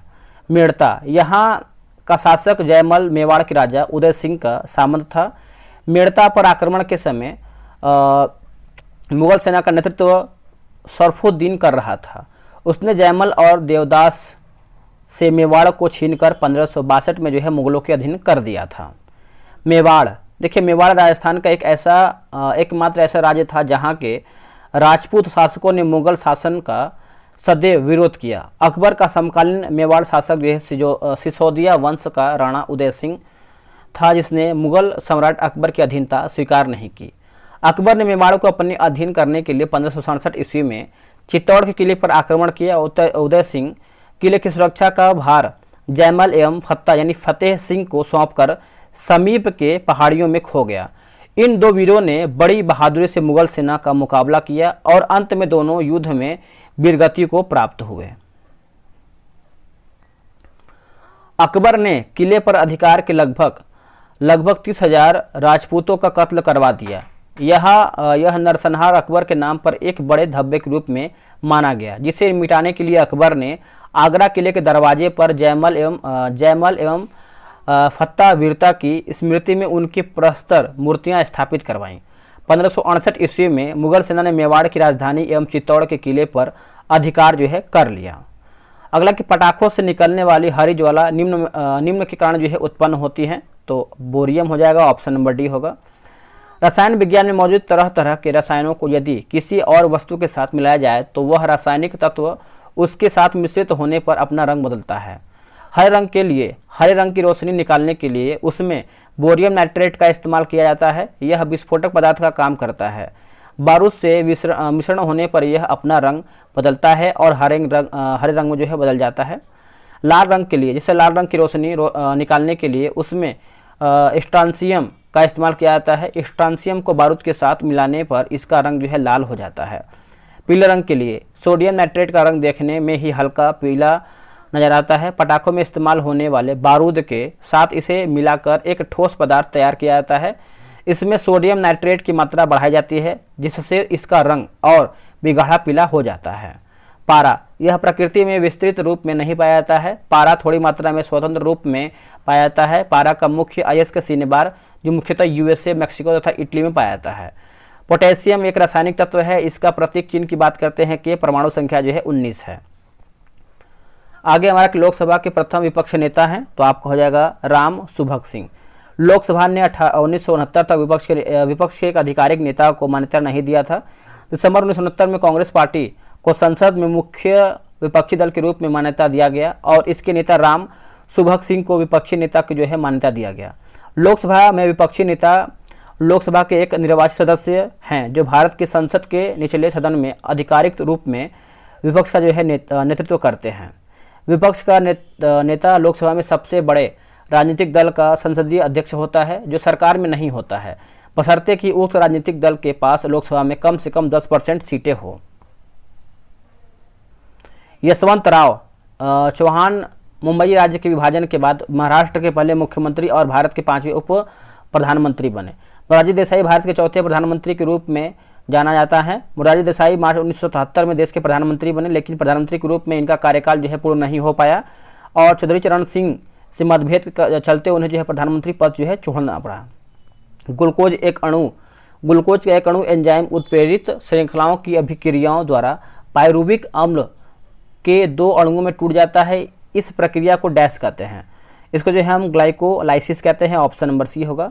ग्लाइकोलाइसिस शब्द की उत्पत्ति ग्रीक शब्द से हुआ है। शर्करा के लिए ग्लाइकोस और विखंडन के लिए लिसिस है। ग्लाइकोलाइसिस कोशिका द्रव में होता है और सभी जीवित जीवों में मौजूद होता है। ग्लाइकोलाइसिस में से निर्मित होने वाले 2 अणु पायरुविक अम्ल कोशिका द्रव से कोशिका के माइटोकॉन्ड्रिया में प्रवेश करने पर श्वसन का द्वितीय चरण प्रारंभ होता है। श्वसन के इस दूसरे चरण के अंतर्गत जो है पायरुविक अम्ल के माइटोकॉन्ड्रिया के आधारी भाग में प्रवेश करने पर प्रत्येक पायरुविक अम्ल के एक अणु का एक कार्बन ऑक्सीकृत होकर कार्बन डाइऑक्साइड का निर्माण करता है तथा यह क्रिया ऑक्सीडेटिव डी कार्बोसाइलेशन के नाम से दोस्तों आपको जाना जाता है। क्रेब्स अभिक्रिया की खोज हेंस एडोल्फ क्रेब्स ने किया था, जिसके कारण जो इसे क्रेब्स साइकिल कहा जाता है। यह अभिक्रिया कोशिका के माइटोकॉन्ड्रिया में होता है। माइटोकॉन्ड्रिया की अनुपस्थिति में क्रेब्स साइकिल नहीं हो सकता है। इस अभिक्रिया में ग्लाइकोलाइसिस के दौरान बने पायरुवेट अम्ल का पूर्ण ऑक्सीकरण होता है तथा प्रत्येक पायरुविक अम्ल से 15 ATP ऊर्जा की जो है प्राप्ति होती है। एक ग्लूकोज अणु से 2 अणु पायरुविक अम्ल ग्लाइकोलाइसिस के दौरान बनता है। अंतः क्रेब्स साइकिल में 2 पायरुविक अम्ल से 30 ATP ऊर्जा का निर्माण होता है। ग्लाइकोलाइसिस तथा क्रेब्स साइकिल के उपरांत श्वसन संपन्न होता है और एक ग्लूकोज अणु से 38 ATP ऊर्जा का निर्माण होता है। गारो खासी जयंतिया पहाड़ी किस राज्य में स्थित है? तो ये आपको मेघालय में देखने को मिलता है। Option number B. इसका निर्माण मालवा पठार के समान युग में हुआ था। यह दक्षिण प्रायद्वीपीय का अंग है जो मालदा गैप से अलग हो गया था। इन पहाड़ियों का नाम विशेष रूप से उस क्षेत्र में पाई जाने वाली जनजातियों का नाम पर रखा गया है। गारो खासी यानी खासी पहाड़ी के दक्षिण में स्थित मचिन नाम विश्व में सर्वाधिक के वर्षा जो है प्राप्त करने वाला क्षेत्र है। डेविस कप का संबंध किस खेल से है? तो ये आपको जगह टेनिस से है। इस खेल की उत्पत्ति मिस्र या फिर मध्य पूर्व में है। इसका नाम टेनिस मिस्र में एक शहर जिसको अरबी में टिनिस कहा जाता था के नाम पर रखा गया है। विमंडलन टेनिस टूर्नामेंट की शुरुआत जो 1961 में हुआ था।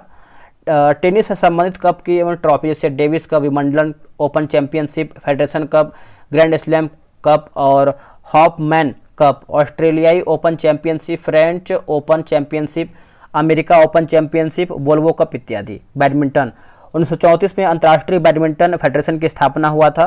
प्रमुख ट्रॉफी की बात करते हैं Chadha cup, Konica cup, Narang cup, Thomas cup, Uber cup, Rahimtoola cup. Table tennis इसको जो है पिंक पोंग भी कहा जाता है। 1921 में पिंक पोंग एसोसिएशन बना जिसका नाम बदल करके 1926 में टेबल टेनिस एसोसिएशन रखा गया। तीरंदाजी के शब्दावली की बात करते हैं तो क्रिस्टल, शूटिंग लाइन, आर्चर है। निम्नलिखित में से कौन से युग्म जो है सुमेलित नहीं है? देखिए जलयान निर्माण उद्योग दिया गया है और अवस्थिति दिया गया है। तो ऑप्शन नंबर देखेंगे तो सी होगा। मझगांव डाक लिमिटेड गोवा जो है यही गलत है। देखिए 28 अक्टूबर 2021 को मझगांव डाक इसको थोड़ा छोटा कर दें ताकि क्लियर दिखे। 28 अक्टूबर 2021 को मझगांव डाक शिप बिल्डर्स लिमिटेड ने भारतीय नौसेना को project 15B class destroyer Visakhapatnam का पहला जहाज डिलीवर किया। Garden rich ship builders ship limited इसकी गौरव गाथा 1884 में शुरू हुआ, जब इसने रिवर स्टीम नेविगेशन कंपनी के जलयानों की मरम्मत के लिए एक छोटी कार्यशाला के रूप में अपनी यात्रा प्रारंभ किया। 1913 में गार्डन रिच वर्कशॉप लिमिटेड के रूप में इसने अपनी यात्रा आरंभ की। वर्ष 1950 में भारत सरकार द्वारा जो है अधिग्रहण किया गया। गोवा शिपयार्ड लिमिटेड 1957 में स्थापित आज भारत के पश्चिमी तट पर एक प्रमुख शिपयार्ड है, जो जहाज़ों के डिजाइन, विकास, निर्माण, मरम्मत, आधुनिकीकरण, परीक्षण और कमिश्नरी के क्षेत्र में जो है विभिन्न ग्राहकों की सटीक आवश्यकताओं को पूरा करता है। हिंदुस्तान शिपयार्ड लिमिटेड भारत के विशाखापट्टनम में स्थित एक पोत प्रांगण शिपयार्ड है। यह सिंधिया शिपयार्ड नाम से सिंधिया स्टीम नेविगेशन कंपनी द्वारा जो है स्थापित किया गया था। इसका निर्माण वालचंद्र हीराचंद्र ने किया था तथा इसकी नींव डॉक्टर राजेंद्र प्रसाद ने 21 जून 1941 को रखा था। राज्यसभा साधारण विधेयक को अधिकतम लंबित कर सकता है, तो 6 माह के लिए ऑप्शन नंबर सी होगा। जब कोई प्रस्ताव संसद में कानून बनाने के लिए रखा जाता है तो उसे विधेयक कहते हैं। विधि निर्माण की प्रक्रिया की दृष्टि से विधेयक को 4 भागों में बांटा गया है: साधारण विधेयक, धन विधेयक, वित्त विधेयक और संविधान संशोधन विधेयक।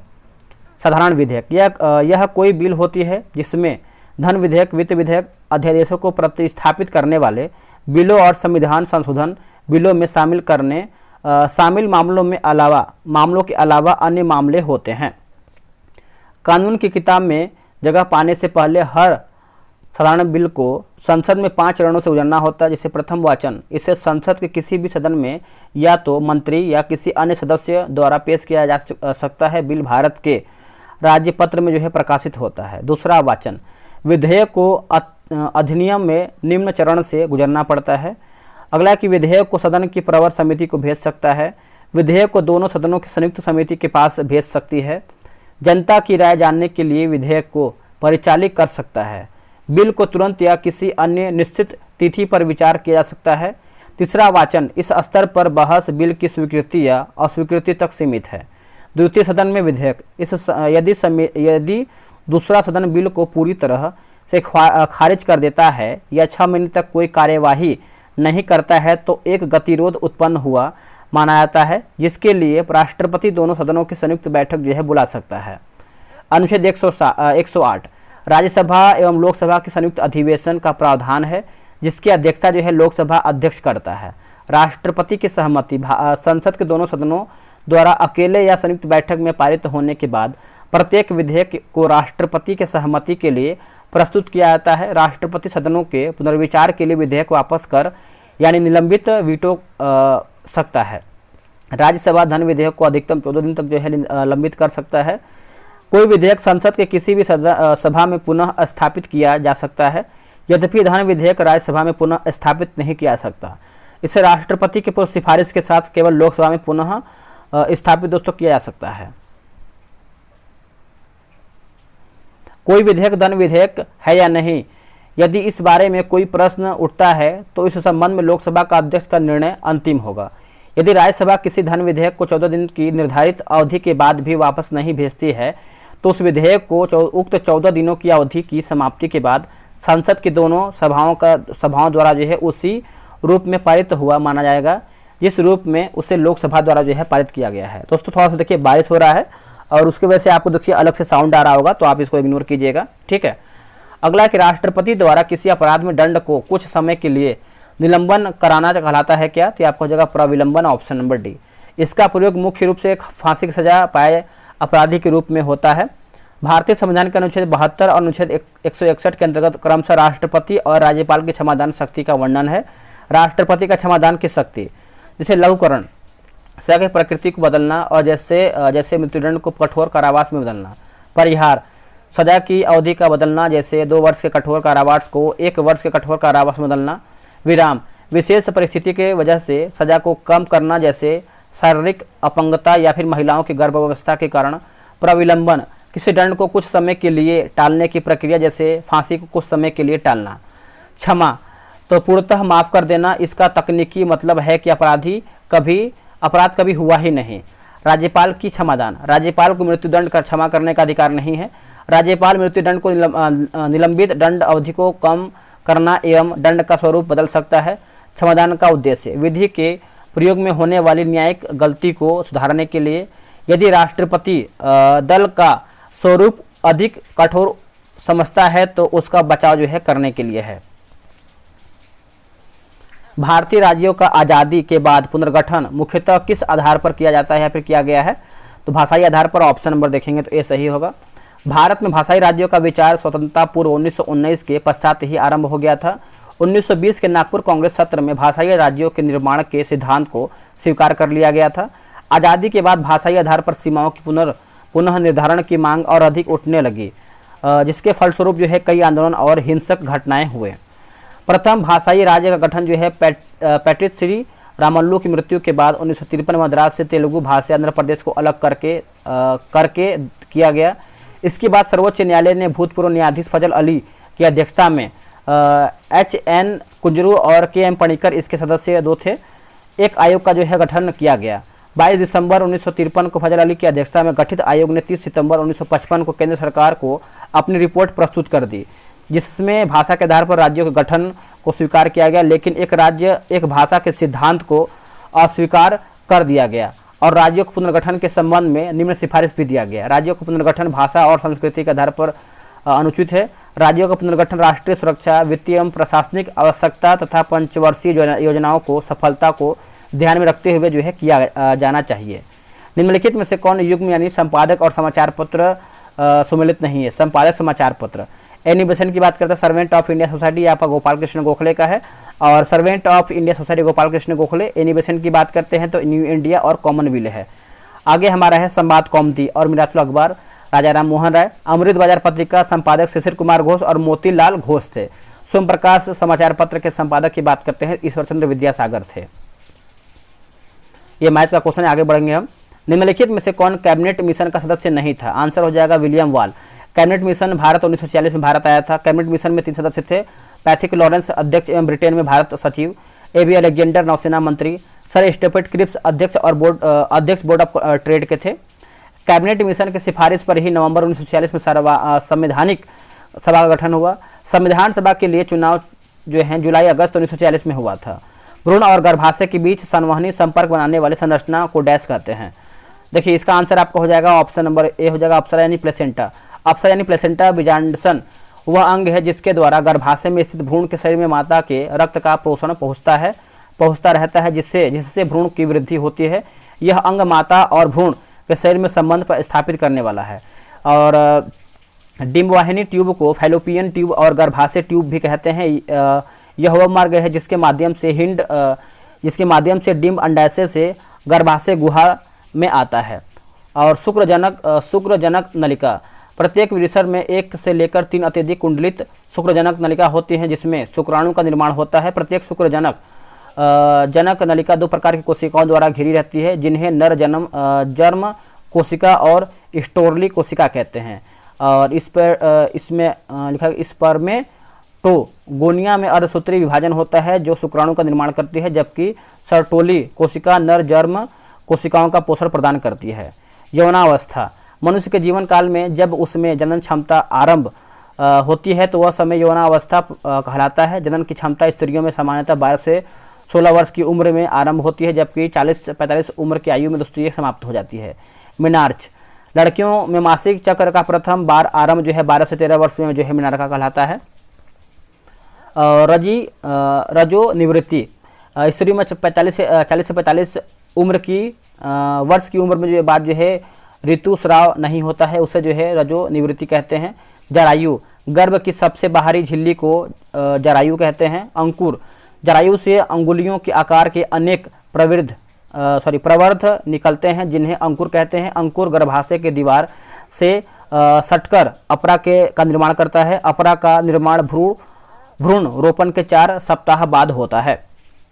अगला कि भ्रूण जब गर्भाशय में स्थापित होता है तो उसके बाद भ्रूण में 3 स्तरों का निर्माण होता है, एक्टोडर्म, मेसोडर्म और एंडोडर्म।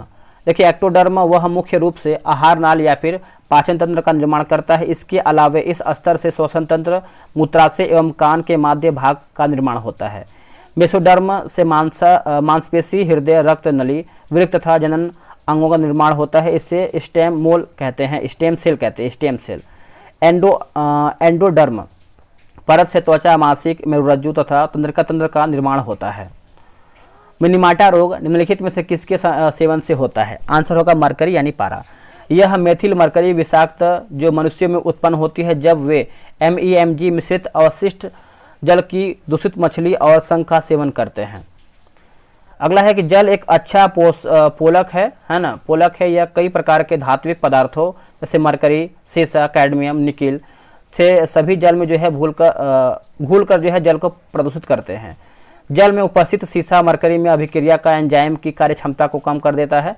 प्रमुख औद्योगिक रसायन पॉलीक्लोरिनेटेड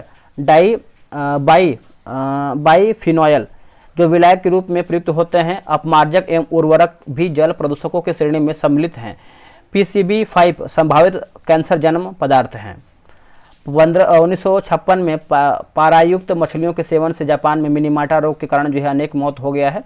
सीसा वायुमंडल के ऑक्सीजन से मिलकर लेड ऑक्साइड बनाता है जो सांस के जरिए शरीर में पहुंचकर तंत्रिका तंत्र पर हानिकारक प्रभाव डालता है। सीसा युक्त जल से एनीमिया, सिर दर्द, मांसपेशियों की कमजोरी एवं मसूड़ों में नीलापन आदि प्रभाव दिखाई देता है। कैडमियम के कारण कण जो है श्वसन विष की तरह कार्य करते हैं। ये हृदय संबंधित रोग उत्पन्न करते हैं तथा दाब को बढ़ाते हैं। कैडमियम की अधिकता से एटाई नामक रोग होता है जिसमें हड्डियां एवं जोड़ों की तीव्र दर्द होता है। पीने योग्य जल में आर्सेनिक की अधिकता से ब्लैक फूड नामक बीमारी होता है।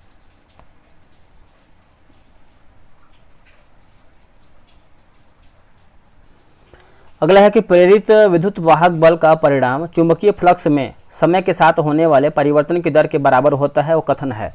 तो आंसर होगा फैराडे के विद्युत चुंबकीय प्रेरण के नियम हो जाएगा। ठीक है, देखिए अर्थात जब दो या दो से अधिक विद्युत अपघटक के विलयन में समान मात्रा की विद्युत धारा प्रवाहित हो जाती है तो इलेक्ट्रॉन इलेक्ट्रोड पर निक्षेपित होने वाले पदार्थ की मात्रा उनके रासायनिक तुल्यांक के समानुपाती होती है। प्रेरित विद्युत वाहक बल फ्लक्स परिवर्तन की ऋणात्मक दल के बराबर होता है।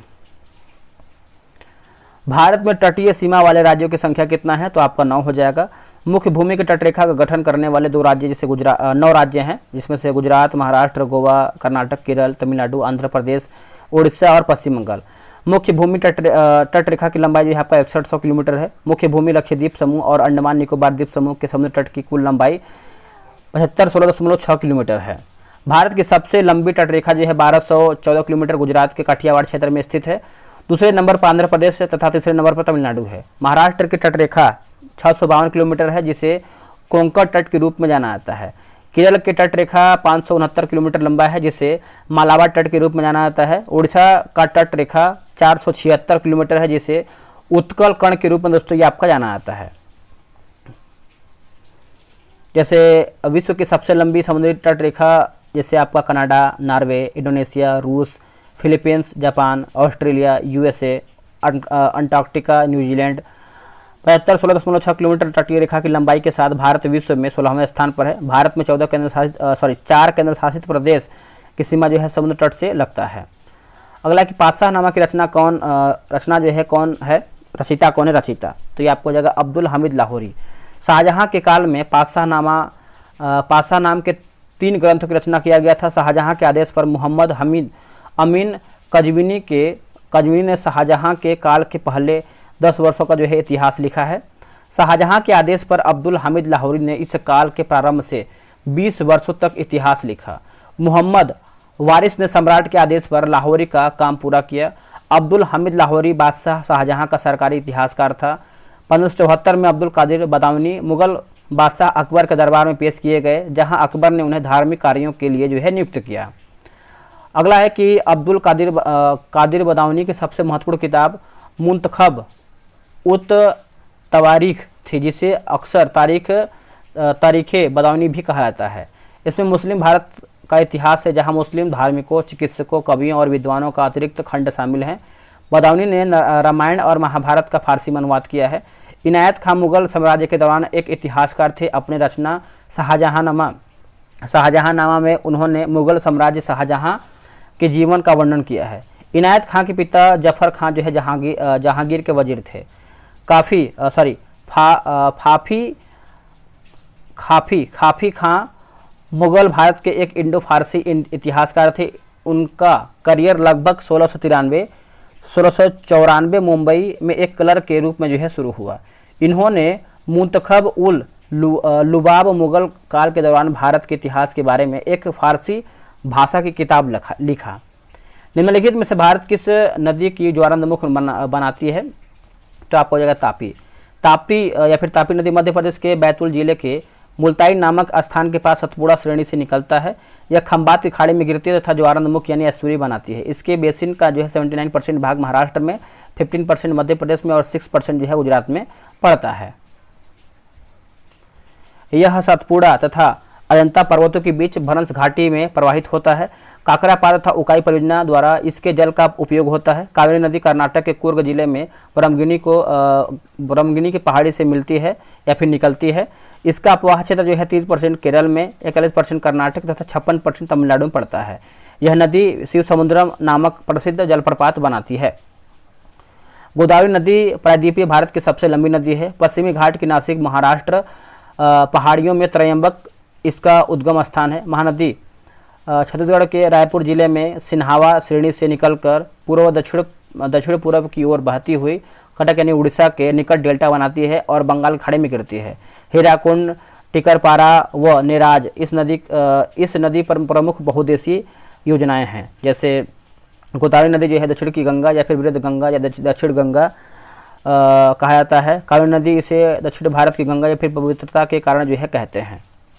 अगला हमारा कि गांधी सागर बांध निम्नलिखित में से किसका हिस्सा है? तो दोस्तों ये आपका हो जाएगा चंबल का, हो जाएगा option number A.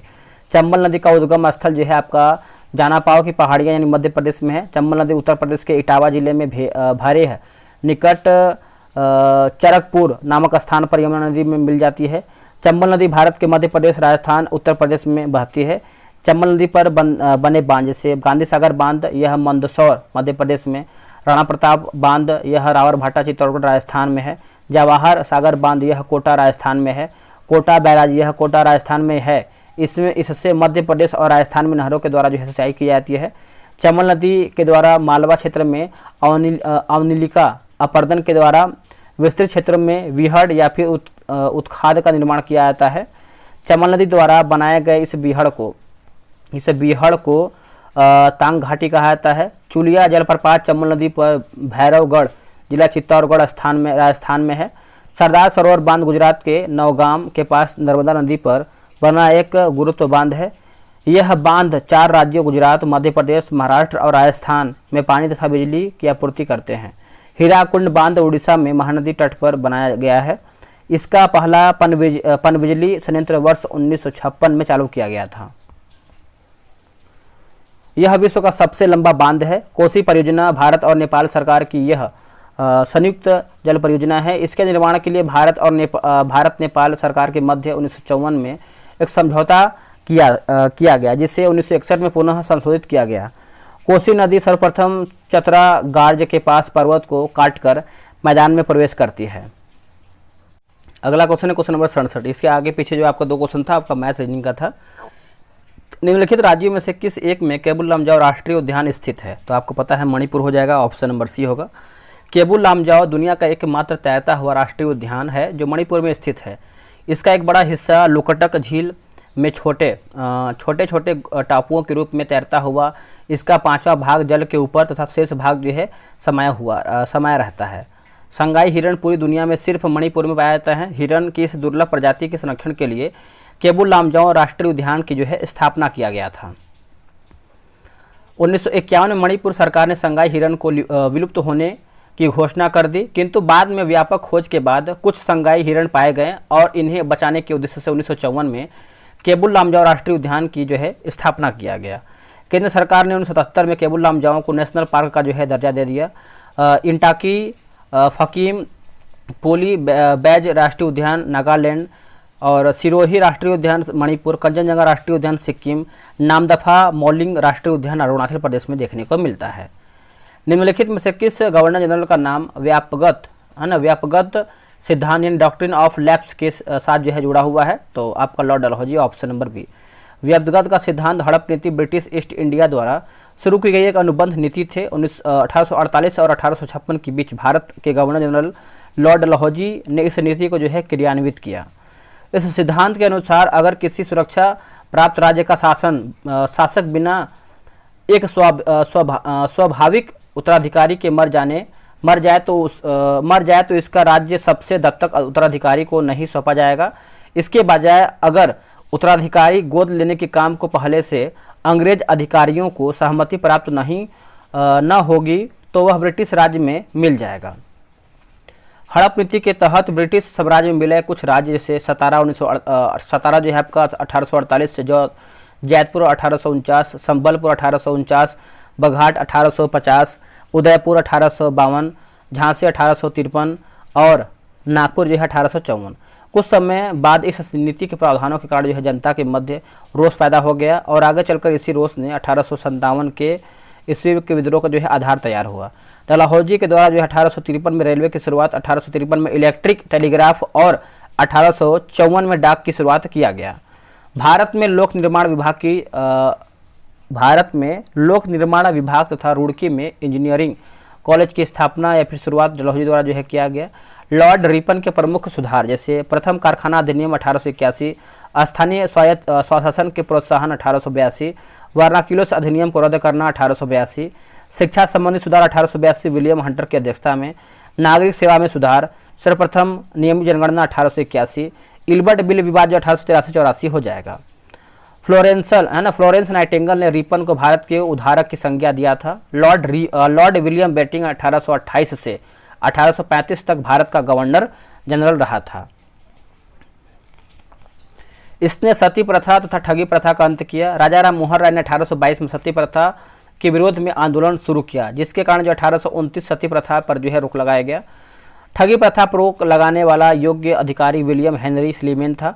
Lord Curzon ने 1899 भारत के वायसराय के रूप में नियुक्त किया गया। कर्जन ने 1905 में बंगाल के विभाजन का आदेश दिया था। कर्जन ने 1904 में प्राचीन भारतीय स्मारकों की रक्षा के लिए जो है कानून पारित किया था। निम्नलिखित में से भारत में सदाबहार वन कहाँ पाए जाते हैं? तो आपका असम हो जाएगा, ऑप्शन नंबर ए। सदाबहार वन भारत के पश्चिमी घाट, अंडमान निकोबार द्वीप समूह और लक्षद्वीप में पाए जाते हैं तथा पूर्वी हिमालय क्षेत्र में यह वन असम, मणिपुर, मिजोरम, त्रिपुरा, नागालैंड, मेघालय में, शिलांग का पठार और बंगाल के कुछ हिस्से में पाए जाते हैं। इस वन में 200 सेंटीमीटर से अधिक वर्षा होती है तथा सदाबहार वन भारत के उष्णकटिबंधीय क्षेत्र में आते हैं। सदाबहार वन की कुछ विशेषता जैसे वन काफ़ी घने होते हैं। दुनिया के सबसे ऊंचे वृक्ष इस वन में पाए जाते हैं। वन पूरे साल भर हरा भरा रहता है। इसमें बांस, महोगनी, रबर, शीशम आदि पाए जाते हैं।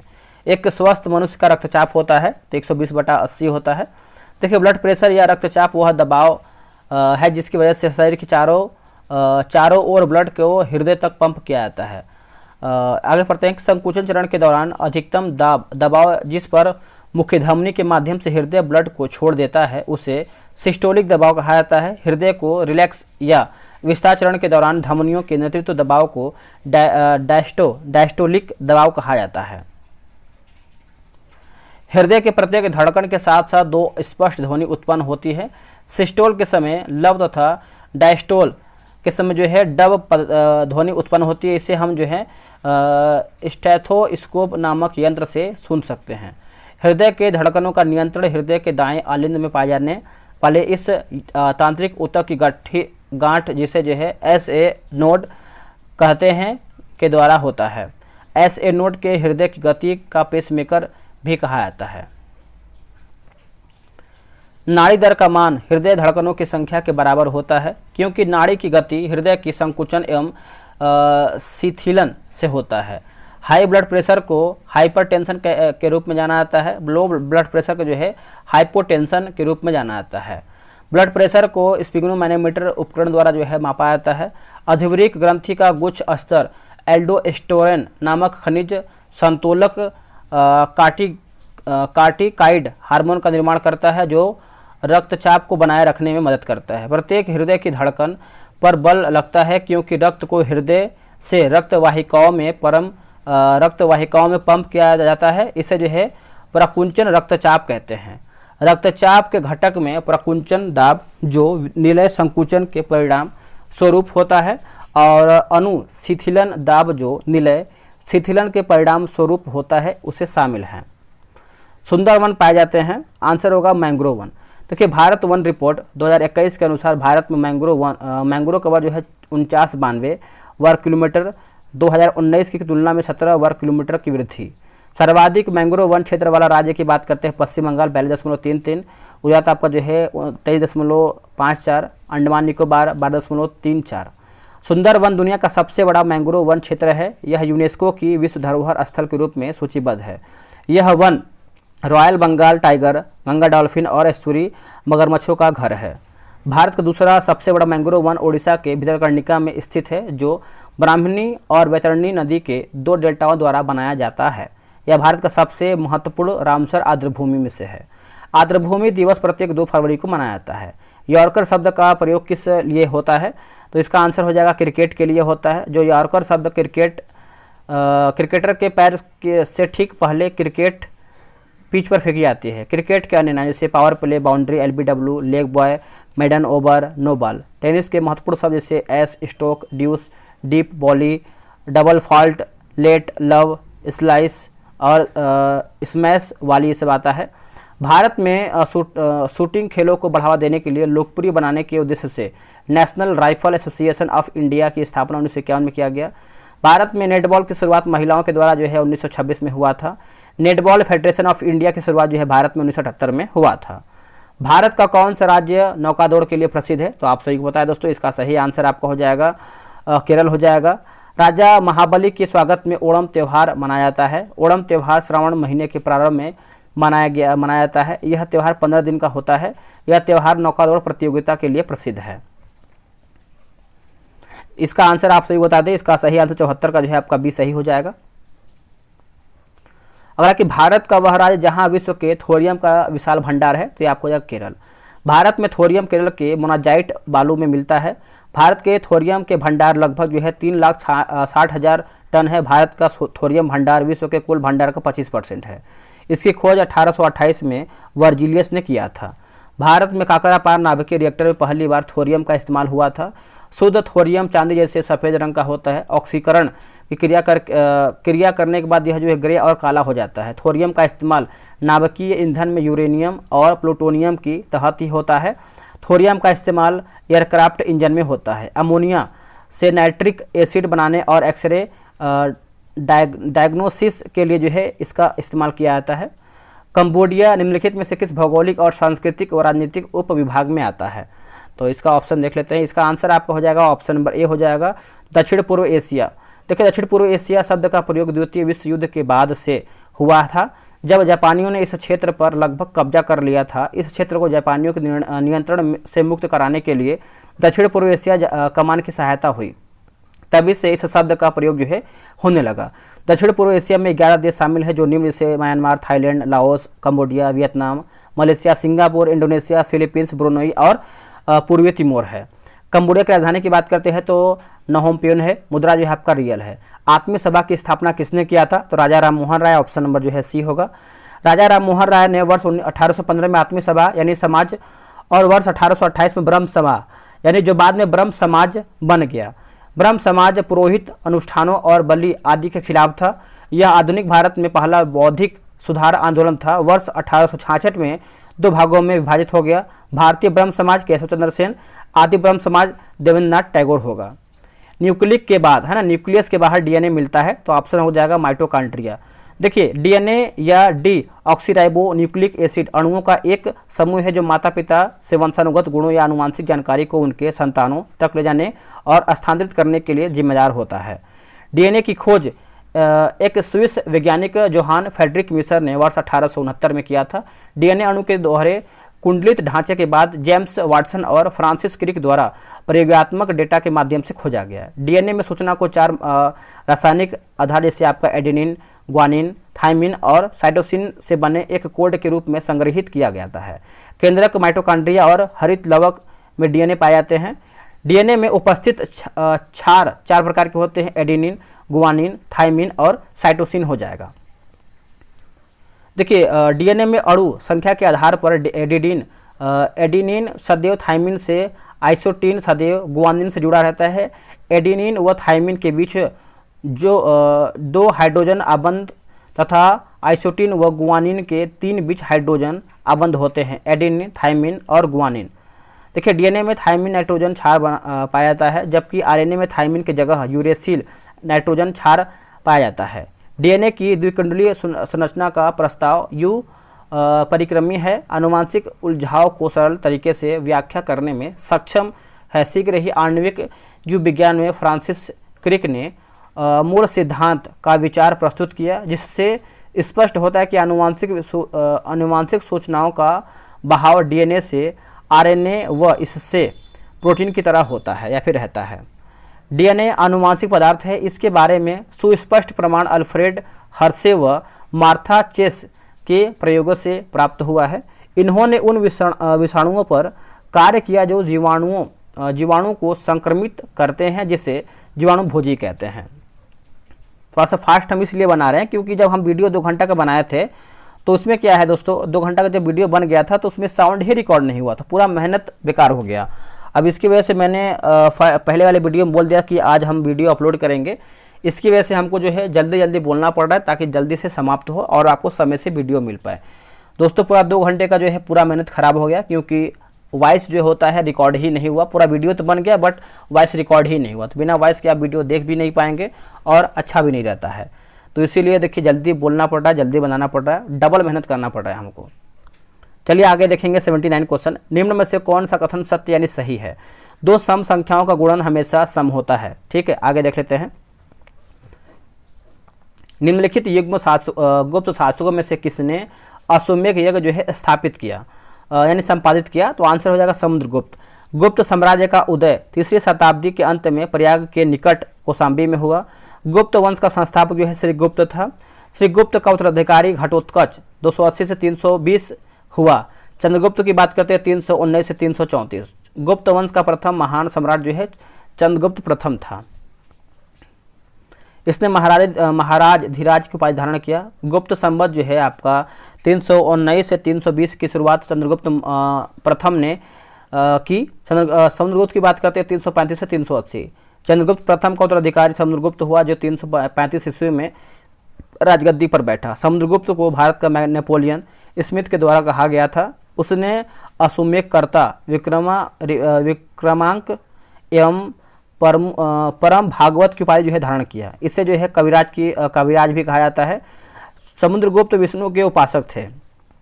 समुद्रगुप्त का दरबारी कवि हरिसेन था, जिसने इलाहाबाद प्रशस्ति लेख की रचना किया। रिद्ध पूर्व अभिलेख में समुद्रगुप्त को तत्पाद परिगृह कहा गया है। एरण अभिलेख में समुद्रगुप्त की पत्नी का नाम जो है उत्देवी वर्णित है। समुद्रगुप्त को कई सिक्के परवीणा वादन करते दर्शाया गया है। चंद्रगुप्त द्वितीय विक्रमादित्य 380 से 412। चंद्रगुप्त द्वितीय के शासनकाल में चीनी बौद्ध यात्री फाहियान भारत आया। शकों पर विजय के उपलक्ष्य में चंद्रगुप्त द्वितीय ने चांदी के सिक्के चलाए और विक्रमादित्य उपाधि जो है धारण किया। अनुसूरी के अनुसार चंद्रगुप्त द्वितीय के दरबार में विद्वानों की एक मंडली निवास करती थी, जिसे नवरत्न कहा गया। महाकवि कालिदास संभव जिसे इनके अग्रगामी में थे। कालिदास के अतिरिक्त इनमें धन्वंतरी, क्षरपक, फलतः ज्योतिष के विद्वान, अमर सिंह कोशाकार, शंकु वास्तुकार और बेताल भट्ट और घटपरकर, वरामहिर खगोल विज्ञानी एवं बरूची जैसे विद्वान थे। अगला है, निम्नलिखित नदियों में से कौन सी नदी डेल्टा नहीं बनाती है? आंसर नंबर डी होगा ताप्ती। भारत की नर्मदा और ताप्ती नदी डेल्टा का निर्माण नहीं करती है। नर्मदा और ताप्ती ये दोनों नदियां डेल्टा के बजाय एस्चुरी बनाती हैं। नदी अपनी वृद्धावस्था में जब कंकड़ पत्थर बालू को बहा कर ले जाती है और मुहाने पर भूमि के ढाल मंद होने के कारण जो है निक्षेपित करती है, उसे जो है डेल्टा कहते हैं। आकृति के आधार पर विभिन्न प्रकार के डेल्टाओं का निर्माण होता है। चापाकार डेल्टा, देखिए यह पंखे के आकार का डेल्टा होता है। यह जल निकास निकाय के सामने उत्तल मार्जिन के साथ एक झुका या फिर घुमावदार डेल्टा है। उदाहरण जो है मिस्र में नील नदी डेल्टा, भारत में गंगा नदी डेल्टा। पंजाकार डेल्टा, इस डेल्टा की आकृति पक्षी के पैर के पंजे की तरह होती है। इस आकृति का निर्माण तब होता है जब समुद्री लहरें कमजोर होती हैं और नदी का प्रवाह मजबूत होता है। इस डेल्टा का निर्माण नदी के जल द्वारा महीन सामग्री के जमाव के कारण जो है होता है। ऐसे डेल्टा को अंगुली न्यूमा डेल्टा भी कहते हैं। उदाहरण जो है आपका संयुक्त राज्य अमेरिका में मिसिसिपी नदी का डेल्टा। अग्रवर्धी डेल्टा, इस डेल्टा का निर्माण वहां होता है जहां तलछट का जमाव मजबूत तरंगों के साथ एक सीधी तटरेखा पर होता है। लहरें तलछट को धक्का देती है जिससे बाहर की तरफ दांत जैसी आकृति का निर्माण होता है। उदाहरण इटली की टाइबर नदी का डेल्टा हो जाए। एस्चुरी डेल्टा की बात करते हैं तो इसका निर्माण जलमग्न नदियों के मुहाने पर एस्चुरी के किनारे पर जमाव के कारण होता है। उदाहरण की बात करते हैं फ्रांस की सीन नदी, भारत की नर्मदा और ताप्ती नदी। गंगा ब्रह्मपुत्र डेल्टा जो अधिकांश बांग्लादेश और पश्चिम बंगाल तक फैला है, विश्व का सबसे बड़ा डेल्टा है। सुंदरवन गंगा डेल्टा में स्थित एक विश्व धरोहर स्थल है। इसमें विश्व का सबसे बड़ा मैंग्रोव क्षेत्र में शामिल है। रूस में सिलेंगा नदी का डेल्टा ताजे पानी की झील, बेकाल झील खाली होने वाला सबसे बड़ा जो है डेल्टा हो जाएगा। आगे हमारा क्वेश्चन है विक्रम संवत किस शासक ने जो है आरंभ किया था। तो दोस्तों आपका आंसर क्या हो जाएगा, चंद्रगुप्त। जैसे विक्रम संवत की बात करते हैं तो विक्रमादित्य ने जो है चलाया था। 58 ईसा पूर्व या फिर 57 ईसा पूर्व भी बोला जाता है। देखिए 58 ईसा पूर्व उज्जैन के एक स्थानीय राजा ने शासकों को पराजित करके बाहर खदेड़ दिया और विक्रमादित्य की उपाधि जो है धारण किया। इस उपलक्ष्य में एक नया संवत विक्रम संवत के नाम से आरंभ किया गया, गुप्त संवत। गुप्त संवत की बात करते हैं 319 से 320 की शुरुआत चंद्रगुप्त प्रथम ने किया था। शक संवत की बात करते हैं कनिष्क ने 78 ईस्वी में गद्दी पर बैठने के समय एक संवत चला है जो शक संवत कहलाया, जिसे भारत सरकार द्वारा जो है 22 मार्च 1957 में प्रयोग लाया गया। इसका प्रथम माह की बात करते हैं चैत्र और अंतिम माह जो आपका फाल्गुन। हिजरी संवत 622 में पैगंबर मोहम्मद के मक्का मदीना यात्रा इस्लाम जगत में मुस्लिम संवत के नाम से जाना जाता है। इलाही संवत, इलाही संवत की शुरुआत जो है अकबर द्वारा 1583 में जो है किया गया था। निम्न में से कौन सा खाने के नमक के नाम से दोस्तों जाना जाता है, तो NaCl ऑप्शन नंबर डी होगा। सोडियम क्लोराइड सोडियम का एक अकार्बनिक यौगिक है जिसे नमक या साधारण नमक कहते हैं। समुद्री जल के वाष्पीकरण विधि द्वारा नमक प्राप्त होता है, उसमें कई अशुद्धि जो है रहता है, जैसे आपका दिया गया है। नमक माफ कीजिएगा दोस्तों, देखिए बोला कि नमक का हवा में पसीजना MgCl2 को प्रकृति के कारण होता है। आयोडीन युक्त नमक, घिंगा बीमारी, हमारे आहार में आयोडीन की कमी होता है। इस कमी के कारण जो है साधारणतः नमक में KiO या फिर Ki की थोड़ी मात्रा मिलाकर नमक को आयोडीन युक्त किया जाता है। सोडियम क्लोराइड का गलनांक 1000 यानी 108 क्या लिखा गया है 1081 के जल में इसकी विलेयता जो है आपको 273 के पर 36 G प्रति 1000 G जल है। ताप बढ़ाने पर विलेयता पर विशेष प्रभाव नहीं पड़ता है। हमारे शरीर में शरीर में सोडियम मुख्यतः जो NaCl तथा NaHCO के NaHCO3 के रूप में पाया जाता है। वयस्क के लिए की बात करते हैं तो आपका 1 से लेकर के 3.5, छोटे बच्चों के लिए जो आपका 0.1 से लेकर 0.5, बच्चों के लिए जो है प्रतिदिन 0.3 से लेकर के 2.5। AlCl3 अनाद्र एल्युमिनियम क्लोराइड का उपयोग पेट्रोलियम के भंजन के लिए किया जाता है। मैग्नीशियम क्लोराइड का उपयोग रुई की सजावट में सोरेल सीमेंट के रूप में किया जाता है। आगे हमारा क्वेश्चन देख लेते हैं। यहाँ पर देखिए क्वेश्चन थोड़ा सा ब्लर हो गया है, आगे बढ़ जाते हैं क्योंकि क्लियर दिख नहीं रहा है। ठीक है, आते हैं क्वेश्चन नंबर 89 पे। निम्नलिखित में से कौन प्रधानमंत्री बनने से पहले जो है मुख्यमंत्री नहीं रहे, तो ऑप्शन नंबर देखेंगे 89 का, तो आपको Gulzari Lal Nanda option number D. कभी कभी क्या होता है कि PDF बनाते समय जो है एक आध पेज जो है आपका बाय मिस्टेक ब्लर हो जाता है। गुलजारी लाल नंदा 1964 तथा 1966 में भारत के कार्यवाहक प्रधानमंत्री बने। चौधरी चरण सिंह उत्तर प्रदेश के मुख्यमंत्री रहे थे, 1979-80 के दौरान जो है प्रधानमंत्री बने थे। मोरारजी देसाई बम्बई के मुख्यमंत्री रहे थे, 1977 से 79 अवधि में भारत के प्रथम गैर कांग्रेसी जो है प्रधानमंत्री थे। HD देवेगौड़ा कर्नाटक के मुख्यमंत्री रहे थे, ये 1996-97 के दौरान जो है प्रधानमंत्री रहे थे। 3 प्रधानमंत्री जवाहरलाल नेहरू, लाल बहादुर शास्त्री तथा श्रीमती इंदिरा गांधी की मृत्यु जो है उनकी पदावधि के दौरान हो गया था। लाल बहादुर शास्त्री की मृत्यु जो है 11 जनवरी 1966 को भारत से बाहर ताशकंद में हुआ था। निम्न में से कौन सा वर्ग फ्रांस के तृतीय ए स्टेट का हिस्सा नहीं है? तो ऑप्शन नंबर सी होगा। देखिए, पादरी वर्ग प्रथम ए स्टेट का हिस्सा था, कुलीन वर्ग द्वितीय ए स्टेट का हिस्सा था, बड़े व्यापारी, वकील, किसान, मजदूर, कारीगर, नौकर तृतीय ए स्टेट का हिस्सा था। फ्रांसीसी क्रांति 1779 में हुआ था। इसका नारा जो है स्वतंत्रता, समानता और बंधुता था। अब यहाँ से देखिए आपको क्वालिटी सही मिलेगा, एक आध पेज बाई मिस्टेक हो जाता है। निम्नलिखित में से कनिष्क की राजधानी कौन सी थी? ऑप्शन नंबर हो जाएगा पुरुषपुर या फिर पेशावर। कुशाण वंश संस्थापक की बात करते हैं कुजल कटविशेष। इस वंश का प्रतापी राजा जो है कनिष्क था। कुशाणों की द्वितीय राजधानी जो मथुरा थी। कनिष्क ने 78 यानी गद्दी पर बैठने के समय एक संवत चलाया जो शक संवत हिंदू सौर कैलेंडर कहलाता है, जिसे भारत सरकार द्वारा जो है प्रयोग में लाया जाता है। बौद्ध धर्म की चौथी बौद्ध संगीति कनिष्क के शासनकाल में कुंडलवन कश्मीर में प्रसिद्ध बौद्ध विद्वान वसुमित्र की अध्यक्षता में हुआ था। कनिष्क बौद्ध धर्म के महायान संप्रदाय का अनुयायी था। कुषाणों ने सोने के सर्वाधिक शुद्ध सिक्के जारी किया। कुषाणों ने उत्तरी तथा उत्तरी पश्चिमी भारत में सर्वाधिक संख्या में तांबे के सिक्के को जारी किया था। कनिष्क का राजवैद्य आयुर्वेद का विख्यात विद्वान चरक था, जिसने चरक संहिता की रचना किया। महाविभाष सूत्र के रचनाकार वसुमित्र, इसे ही बौद्ध धर्म का विश्वकोश जो है दोस्तों कहा जाता है। अंतर्राष्ट्रीय श्रम संगठन का मुख्यालय कहाँ स्थित है? तो ये आपको जेनेवा में देखने को मिलता है। ऑप्शन नंबर आपका ए सही होगा। अब इसको हम थोड़ा सा देख लेते हैं किस तरीके से क्या दिया गया है। देखिए, अंतर्राष्ट्रीय श्रम संगठन का स्थापना जो है 1919 जिनेवा मुख्यालय है, 187 देश है। 27वां की बात करते हैं तो आपका टोंगा है।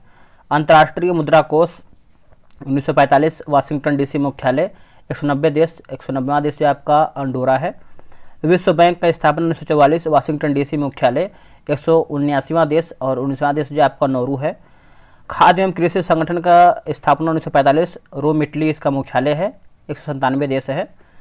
आर्थिक सहयोग एवं विकास संगठन 1961 में स्थापना, पेरिस आपका मुख्यालय। और 37वां देश देखेंगे तो आपका कोलंबिया है। संयुक्त राष्ट्र संघ स्थापना 1945, यहाँ पर न्यूयॉर्क जो है इसका मुख्यालय है, 193 देश। और 93वां की बात करते थे दक्षिणी सूडान है। यूनेस्को 1945 पेरिस फ्रांस और 195 देश। विश्व स्वास्थ्य संगठन 1948 इसका स्थापना, जिनेवा जो है इसका मुख्यालय है, 194 आपका देश है। एमनेस्टी इंटरनेशनल 1961 में स्थापना, लंदन आपका मुख्यालय है, 150 देश है। संयुक्त राष्ट्र विकास कार्यक्रम 1965 स्थापना, लंदन न्यूयॉर्क आपका जो है मुख्यालय होगा। एशियाई विकास बैंक 1966 इसका स्थापना, मनीला जो है इसका मुख्यालय और इसमें 68 देश है। विश्व व्यापार संगठन 1995 स्थापना, जिनेवा जो है मुख्यालय है, 164वां यानी 64 देश। 64वां की बात करते हैं तो अफगानिस्तान है। अंतर्राष्ट्रीय सौर गठबंधन 2015 गुरुग्राम इसका मुख्यालय और 102 इसमें देश हैं। 101वां की बात करते हैं USA और 102वां जो है आपका एंटीगुआ है। इसमें आपका यहाँ पर कुछ और क्वेश्चन दिया गया था, जैसे आपका 93 नंबर जो है इंग्लिश का क्वेश्चन है तो इसका आंसर आपका डी होगा, 92 नंबर। अब आते हैं क्वेश्चन नंबर 94। दाब बढ़ाने पर बर्फ का गलनांक, तो ऑप्शन नंबर ए घट जाता है, ए राइट आंसर होगा। तो गलनांक का प्रभाव की बात करते हैं। गर्म करने पर जिन पदार्थों का आयतन बढ़ता है, दाब बढ़ाने पर उनका गलनांक भी बढ़ जाता है, जैसे मोम, घी, तांबा। गर्म करने पर जिन पदार्थों का आयतन घट जाता है, दाब बढ़ाने पर उसका गलनांक भी कम हो जाता है, जैसे बर्फ, ढलवा लोहा। क्वथनांक का प्रभाव, सभी द्रव्यों का क्वथनांक दाब बढ़ाने पर बढ़ जाता है। जल का महत्व की बात करते हैं 4 डिग्री सेल्सियस पर होता है। ये सब मैथ रीजनिंग का क्वेश्चन दिया गया है। आगे हम देख लेते हैं। अगला हमारा क्वेश्चन है, क्वेश्चन नंबर आपका 100 नंबर है, आखिरी ही क्वेश्चन है। शिक्षित व्यक्तियों का विकासशील देशों से विकसित देशों की ओर पलायन कहलाता है क्या? तो प्रतिभा पलायन हो जाएगा, ऑप्शन नंबर ए। यह मुख्यतः किसी देश के भीतर अच्छे रोजगार के अवसरों की कमी का नतीजा है। प्रतिभा पलायन भारत के लिए दोहरा प्रभाव रहा है। एक तरफ प्रतिभा पलायन से भारत को अनेक आर्थिक सांस्कृतिक फायदे मिले हैं, तो दूसरी तरफ कुशल और प्रशिक्षित भारतीयों के विदेश पलायन में प्रतिभा पलायन को लेकर चिंताएं भी बढ़ी हैं। प्रतिभा पलायन से भारत को लाभ, जैसे विश्व भर में रह रहे प्रवासी भारतीय समुदाय की तरह से भारत को लगभग 70 अरब डॉलर रेमिटेंस प्राप्त होता है। रेमिटेंस प्राप्ति के मामले में भारत विश्व में प्रथम स्थान पर है। यह रेमिटेंस भारत के सकल घरेलू उत्पाद का लगभग 3.5 है। प्रतिभा पलायन से संबंधित चिंताएं, भारत से कुशल और प्रशिक्षित व्यक्ति विदेश पलायन कर जाते हैं, जिससे भारत में उच्च स्तरीय प्रतिभाओं की कमी हो जाती है। भारत से डॉक्टर व्यापक रूप से विदेशियों में पलायन कर रहे हैं, जबकि भारत में डॉक्टरों की संख्या जनसंख्या के अनुपात में काफ़ी कम है। इसके बाद देखेंगे तो आपका नोट्स दिया गया इतिहास का, जो कि इसको हम अलग वीडियो में प्रॉपर तरीके से देखेंगे। तो वीडियो कैसा लगा है कमेंट कीजिएगा। मैंने वीडियो फास्ट बनाया है और आधा 1 घंटे का जो है लास्ट का जो है आपका फास्ट बना है, ताकि कवर हो जाए जल्दी से। और मिलते हैं एक नई वीडियो में। आज के लिए इतना ही। जय हिंद, जय भारत।